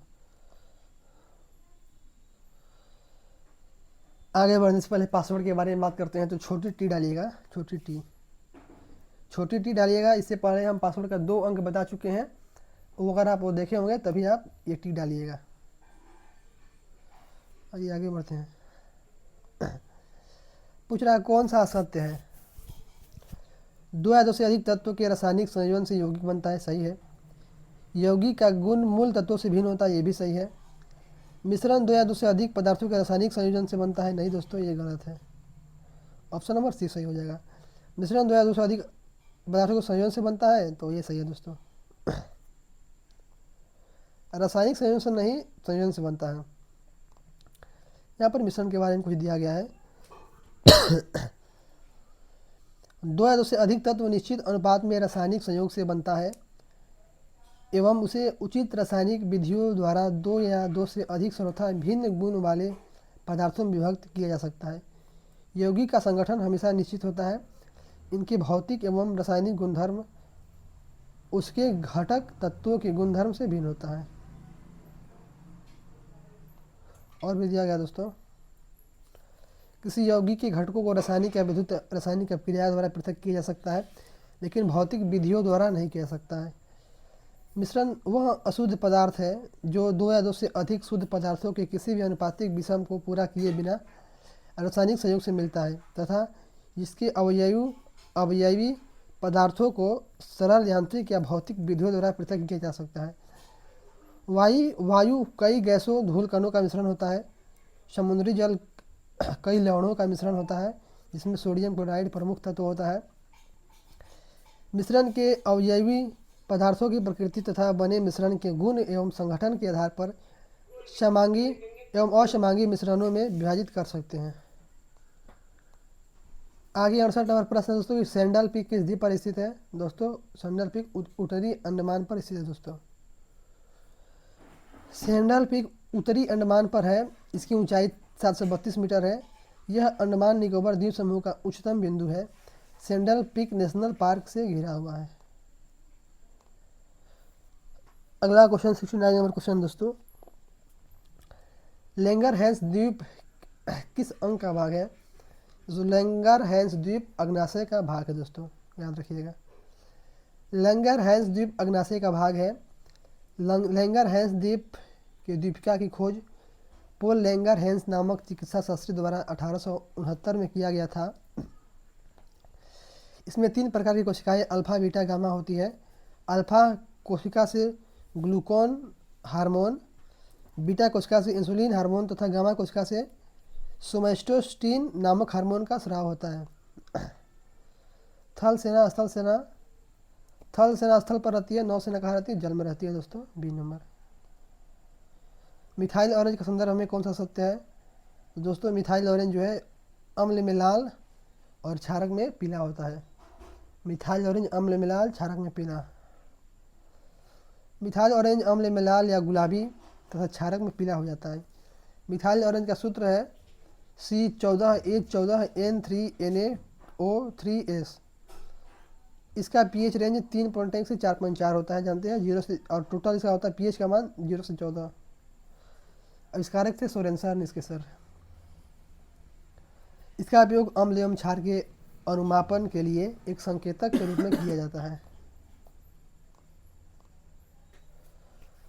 72वां प्रश्न दोस्तों कि लोकसभा में विपक्षी नेता का दर्जा प्राप्त करने हेतु कितनी सीट की आवश्यकता होती है दोस्तों? तो लोकसभा का 10वां हिस्सा चाहिए आपको विपक्ष का नेता बनने के लिए दोस्तों। चलिए, यानी 55 सीट चाहिए, लेकिन इस बार कांग्रेस को जानते हैं 90-91 सीट मिला है, तो विपक्ष का नेता राहुल गांधी बने हैं। वर्तमान में लोकसभा के कुल सीटों की संख्या 543 है। अंतर्राष्ट्रीय न्यायालय में कितने न्यायाधीश होते हैं? तो दोस्तों अंतर्राष्ट्रीय न्यायालय में कुल 15 न्यायाधीश होते हैं। अंतर्राष्ट्रीय न्यायालय संयुक्त राष्ट्र महासभा और सुरक्षा परिषद द्वारा 9 वर्ष के कार्यकाल के लिए चुने गए 15 न्यायाधीश होते हैं अंतर्राष्ट्रीय कोर्ट में, और कार्यकाल 9 वर्ष का। अंतर्राष्ट्रीय न्यायालय, जिसे विश्व न्यायालय भी कहा जाता है, संयुक्त राष्ट्र का मुख्य न्यायिक अंग है। यह संयुक्त राष्ट्र चार्टर द्वारा जून 1945 में स्थापित किया गया था और अप्रैल 1946 से यह काम करना शुरू किया है। अगला प्रश्न दोस्तों, न्यायालय किस मामले में हस्तक्षेप नहीं कर सकता है? ऐसा कौन सा मामला है जिसमें न्यायालय कुछ नहीं बोल सकता है? तो ऑप्शन हो जाएगा सी। देखिए क्या दिया है कि चुनाव क्षेत्र का परिसीमन और पंचायत में सीटों का आवंटन। न्यायालय जो है चुनाव क्षेत्र का परिसीमन नहीं कर सकता है और पंचायत में सीटों का बंटवारा न्यायालय नहीं कर सकता है दोस्तों। ऑप्शन नंबर सी 1 और 2। इसका डिटेल यहाँ पर दिया गया है कि संविधान के अनुच्छेद 82 के अनुसार प्रत्येक जनगणना के पश्चात संसद विधि द्वारा परिसीमन अधिनियम को अधिनियमित करती है। अधिनियम के प्रवृत्त होने के पश्चात केंद्र सरकार परिसीमन आयोग का गठन करती है। परिसीमन आयोग परिसीमन अधिनियम के प्रावधानों के अनुसार संसदीय निर्वाचन क्षेत्रों की सीमाओं का सीमांकन करता है। परिसीमन आयोग की नियुक्ति राष्ट्रपति के द्वारा की जाती है तथा यह निर्वाचन आयोग के साथ मिलकर कार्य करता है। पहला परिसीमन आयोग 1550 से 51 में हुआ था तथा आखिरी परिसीमन आयोग का गठन 2002 में हुआ था। 84वां संविधान संशोधन 2002 द्वारा अगले परिसीमन को 2026 तक के लिए स्थगित कर दिया गया है, जो 2001 के जनगणना के अनुसार आधार पर होगा, जबकि वर्तमान परिसीमन 1971 की जनगणना पर आधारित है। पंचायतों में सीटों का आवंटन का फॉर्मूला संसद तथा राज्य विधानसभा द्वारा दिया जाता है, जिसका क्रियान्वयन राज्य निर्वाचन आयोग द्वारा किया जाता है। 73वां संविधान संशोधन 1992 द्वारा पंचायत को संवैधानिक दर्जा दिया गया है। अनुच्छेद 243 घ में पंचायतों में आरक्षण से संबंधित प्रावधान दिए गए हैं दोस्तों। तो आगे बढ़ते हैं। अभी परिसीमन आयोग के बारे में ही पढ़ना है। अनुसूचित जाति जनजाति व महिलाओं को आरक्षण देना अनिवार्य है। इसमें पिछड़े वर्ग के आरक्षण का फैसला राज्य विधानमंडल के स्वविवेक पर है। महिलाओं के लिए 1/3 स्थान आरक्षित है। राज्य विधानमंडल इसे बढ़ा सकती है, लेकिन कम नहीं कर सकती है। मोदी कैबिनेट इसको बढ़ा दिया है दोस्तों। बिहार सरकार द्वारा 6 में पंचायत निकायों में महिलाओं का आरक्षण को बढ़ाकर 50% कर दिया था। 75 नंबर प्रश्न हमारा दोस्तों, 1946 में शाही नौसेना विद्रोह का नेतृत्व किसने किया था? तो एम.एस. खान ने किया था दोस्तों। 1946 के शाही नौसेना विद्रोह का नेतृत्व एम.एस. खान ने किया था। 18 फरवरी 1946 को खराब भोजन, जातीय भेदभाव, कम वेतन, चरित्र पर टिप्पणी आदि कारणों से रॉयल इंडियन नेवी के जहाज तलवार के गैर कमीशन्ड अधिकारियों और सिपाहियों ने, जिन्हें रेंटियन कहा जाता था, विद्रोह कर दिया। विद्रोह का तत्कालिक कारण नाविक वीसी दत्त की गिरफ्तारी थी, जिन्होंने जहाज तलवार की दीवार पर अंग्रेज भारत छोड़ो लिखा था।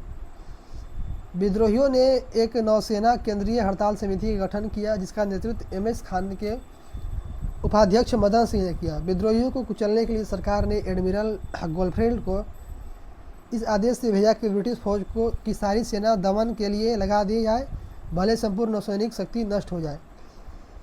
25 फरवरी 1946 को सरदार पटेल और जिन्ना के आश्वासन कि उनका दमन नहीं किया जाएगा, विद्रोहियों ने आत्मसमर्पण कर दिया था। 76 नंबर प्रश्न हमारे सामने दोस्तों, देखिए है, भारत ने फ्रांस और संयुक्त अरब अमीरात के साथ कौन सा युद्ध होता है? भारत और यूएई के साथ दोस्तों। तो डेजर्ट नाइट होता है भारत और यूएई के साथ। यह वायु सेना का संयुक्त अभ्यास है। इसका आयोजन जनवरी 2024 में अरब सागर के ऊपर किया गया था। एलएलएम क्या है? एलएलएम लार्ज लैंग्वेज मॉडल को CoRover.ai कंपनी ने किस नाम से विकसित किया है? तो भारत जीपीटी ने एलएलएम लार्ज लैंग्वेज मॉडल को विकसित किया दोस्तों। CoRover AI company, Bharat GPT, याद रखिएगा। इसका उद्देश्य देश में प्रचलित भाषा विविधता चुनौतियों का समाधान करते हुए 22 भारतीय भाषाओं को में AI वार्तालाप संवादों को बदलना है दोस्तों। ब्लड प्रेशर को व्यक्त किया जाता है, किसमें व्यक्त किया जाता है दोस्तों? आइए देखते हैं। Option number A, blood pressure को सिस्टोलिक एवं डायस्टोलिक, ब्लड प्रेशर को सिस्टोलिक डायस्टोलिक द्वारा व्यक्त किया जाता है।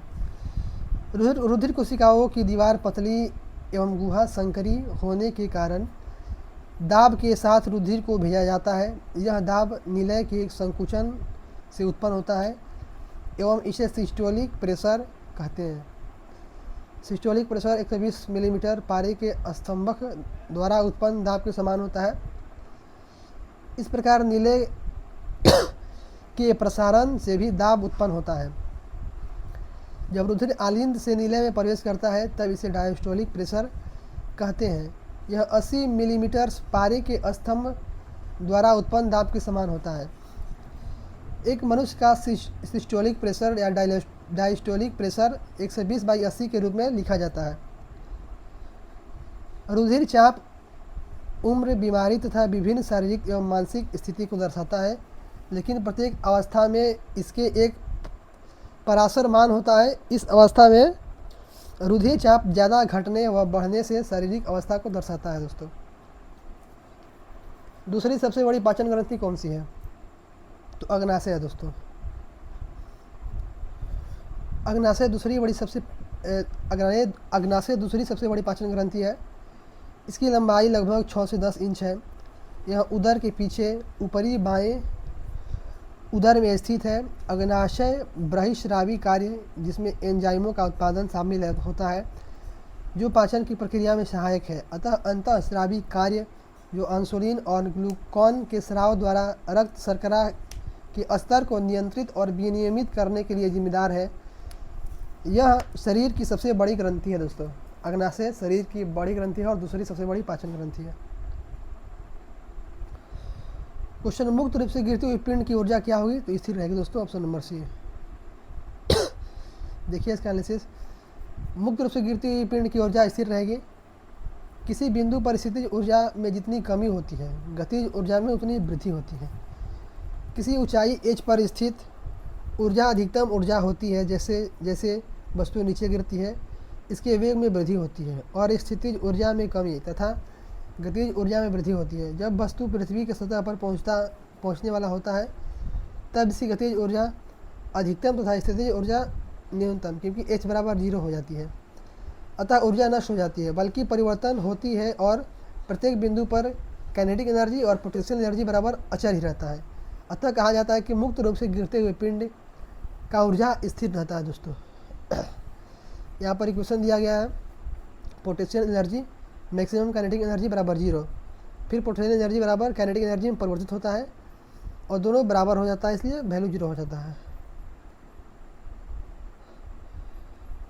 अगला क्वेश्चन देखिए, अर्थात स्थितिज ऊर्जा बराबर गतिज ऊर्जा बराबर अचर, यानी कि कांस्टेंट, कुछ चेंज नहीं। मानचित्र पर किसी समतल आकृति की सीमा रेखा का पता लगाकर उसका क्षेत्रफल मापने वाला उपकरण कौन सा है? तो है प्लेनीमीटर। प्लेनीमीटर के द्वारा मानचित्र पर किसी समतल आकृति की सीमा रेखा का पता लगाकर उसका क्षेत्रफल मापा जाता है।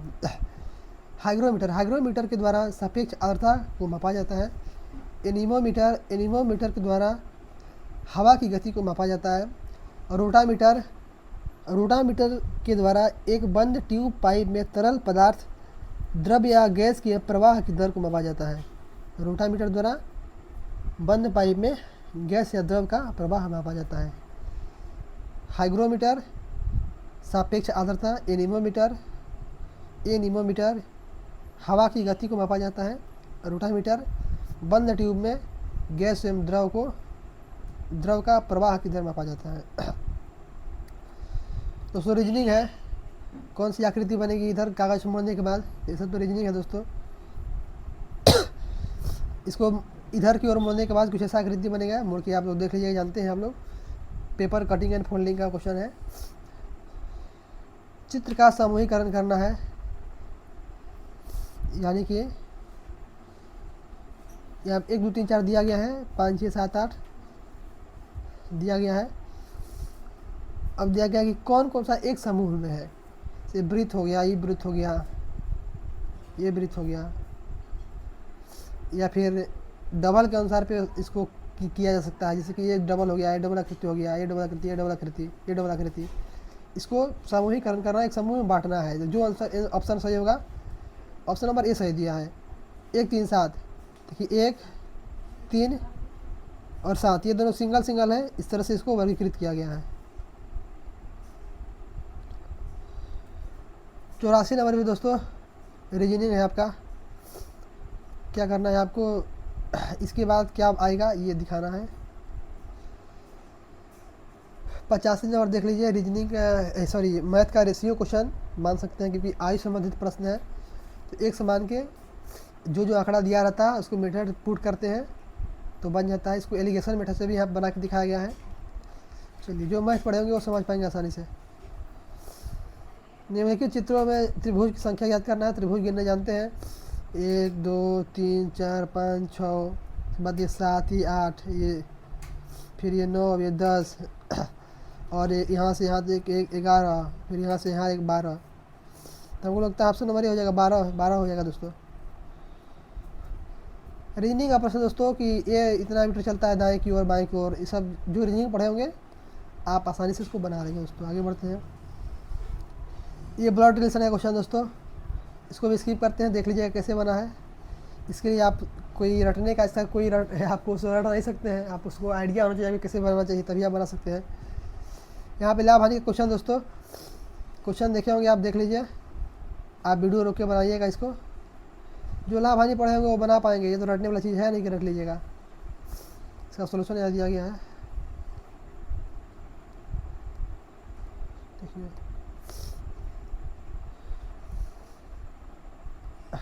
उसी का सोल्यूशन है दोस्तों। बाहर कितना मिनट दिया, 3 मिनट दिया बनाने के लिए।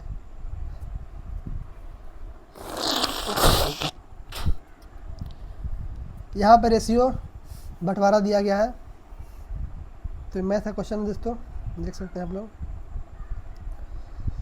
अगला रीजनिंग का क्वेश्चन है, एक झंडा इधर, एक झंडा इधर है, एक झंडा इधर है। अब अगला किधर होगा, कौन सा होगा, इधर भी ऑप्शन दिया गया है।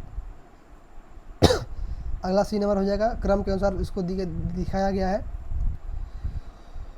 कौन सा द्वितीयक समूह का है, तो दोस्तों अस्पताल द्वितीय श्रेणी में आता है। बाकी परिवार, मित्र, नातेदार ये सब प्राथमिक समूह होता है। अस्पताल द्वितीय समूह होता है। पढ़ते हैं तो देखिए, द्वितीय समूह उसे कहते हैं जो आकार में बड़े होते हैं, जिसके सदस्यों में अघनिष्ठता का अभाव होता है तथा जिनमें अव्यक्तित्व संबंध पाया जाता है। उदाहरण महाविद्यालय, अस्पताल, श्रमिक संघ, संसद इत्यादि जो है द्वितीय समूह होते हैं। प्राथमिक समूह उसे कहते हैं जो आकार में छोटे हो तथा जिसके सदस्य आपस में निकट व्यक्तिगत चिरस्थायी संबंध रखते हैं, उसको परिवार, मित्र, पड़ोसी, संबंधी, रिश्तेदार कहता है। जो आकार में छोटे हो, जिसके आपस में सदस्य आपस में निकट व्यक्तिगत संबंध होता है, चिरस्थायी, बहुत अधिक देर तक संबंध रहता है, अधिक दिनों तक रहता है, उसी को प्राथमिक समूह कहते हैं। इससे परिवार, मित्र, पड़ोसी, संबंधी, रिश्तेदार। दोस्तों पासवर्ड का अगला की हमारा हो जाएगा एन। पीछे हम 3 की बताए हैं, ये नहीं बोलिएगा कि सिर्फ एन बताए हैं, पीछे 3 के बताए हैं। आगे ध्यान से देखिए, पीछे का 3 के नोट कीजिए, तब जाके चौथा की ये डालिएगा। दोस्तों श्रेणी क्रम को पूरा करें, इसको पूरा करना है। 97 से 90 7 घटा है दोस्तों। अब देखिए 76 हो गया, यानी कि 14 घटा है। अब देखिए यहाँ पे हमको लगता है 21 घटा है, सच्चो कि 28 घटा दीजिएगा इससे। 15 से 8 7 27 हो जाएगा, हमको लगता है बी नंबर हो जाएगा। देखिए बेनिफिशियंस को ऐसे लिखा गया है, तो इसको कैसे लिखा जाएगा यहाँ पे देखिए लॉजिक दिया गया है। आधा टर्म को चेंज किया है, इसको इधर आप इसके लॉजिक को समझ लीजिएगा, तब आप बना सकते हैं, क्योंकि रीजनिंग लॉजिक से बनता है। पीर पंजाल किसके अंतर्गत आता है दोस्तों? देखिए ऑप्शन नंबर ए हो जाएगा। पीर पंजाल जम्मू कश्मीर और हिमाचल प्रदेश क्षेत्र के अंतर्गत आता है। पीर पंजाल मध्य हिमालय का भाग है। यह मध्य हिमालय की सबसे बड़ी श्रेणी होती है। मध्य हिमालय, लघु हिमालय के अंतर्गत 5 श्रेणियों महत्वपूर्ण है। पीर पंजाल, धौलाधर, महाभारत, नाग टिब्बा तथा मसूरी इत्यादि है। हाइड्रोजन पहली कक्षा से दूसरी कक्षा में जाने पर कोणीय संवेग क्या होता है दोस्तों? तो अगर हाइड्रोजन एक कक्षा से दूसरी कक्षा में जाता है तो उसका कोणीय संवेग जो होता है, पहली कक्षा से दूसरी कक्षा में जाता है तो 2.21 10⁻34 J जूल पर सेकेंड है, जूल सेकेंड दोस्तों। तो देख सकते हैं ये 11th का केमिस्ट्री क्वेश्चन है, बहुत ही तगड़ा क्वेश्चन है। MVR बराबर NH/2π होता है। तो इतना याद रखिएगा, हाइड्रोजन एक कक्षा दूसरी कक्षा में जाने पर 2.21 × 10⁻34 जूल सेकेंड। रीजनिंग है दोस्तों, एक बार जेड आया है, फिर सी आया है, घटाने बढ़ाने का कार्यक्रम हुआ है, देख लीजिएगा आप इसको। रीजनिंग क्वेश्चन दोस्तों, दोनों में क्या भरेंगे आगे देख लीजिए क्या एनालिसिस। 99 नंबर भी रीजनिंग है, इसका एनालिसिस देख लीजिए आप लोग। 100 नंबर क्वेश्चन है कि संगम साहित्य में मूवेंदार में कौन 3 राज्य का वर्णन है? तो संगम साहित्य में मूवेंदार में जो है चोल, चेर और पांड्य का वर्णन है। संगम साहित्य के मूवेंदार में चोल, चेर और पांड्य का वर्णन है। इस तरह समाप्त हुआ दोस्तों आपका जो है। अगला पासवर्ड हम बता देते हैं। 4 की पहले बताए हैं, 4 की ध्यान से देखिएगा तो 4 की आपको मिलेगा।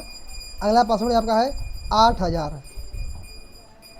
पीछे का 4 की आप देखिएगा, उसके बाद 8000 डालिएगा, तब जाके आपका PDF खुलेगा।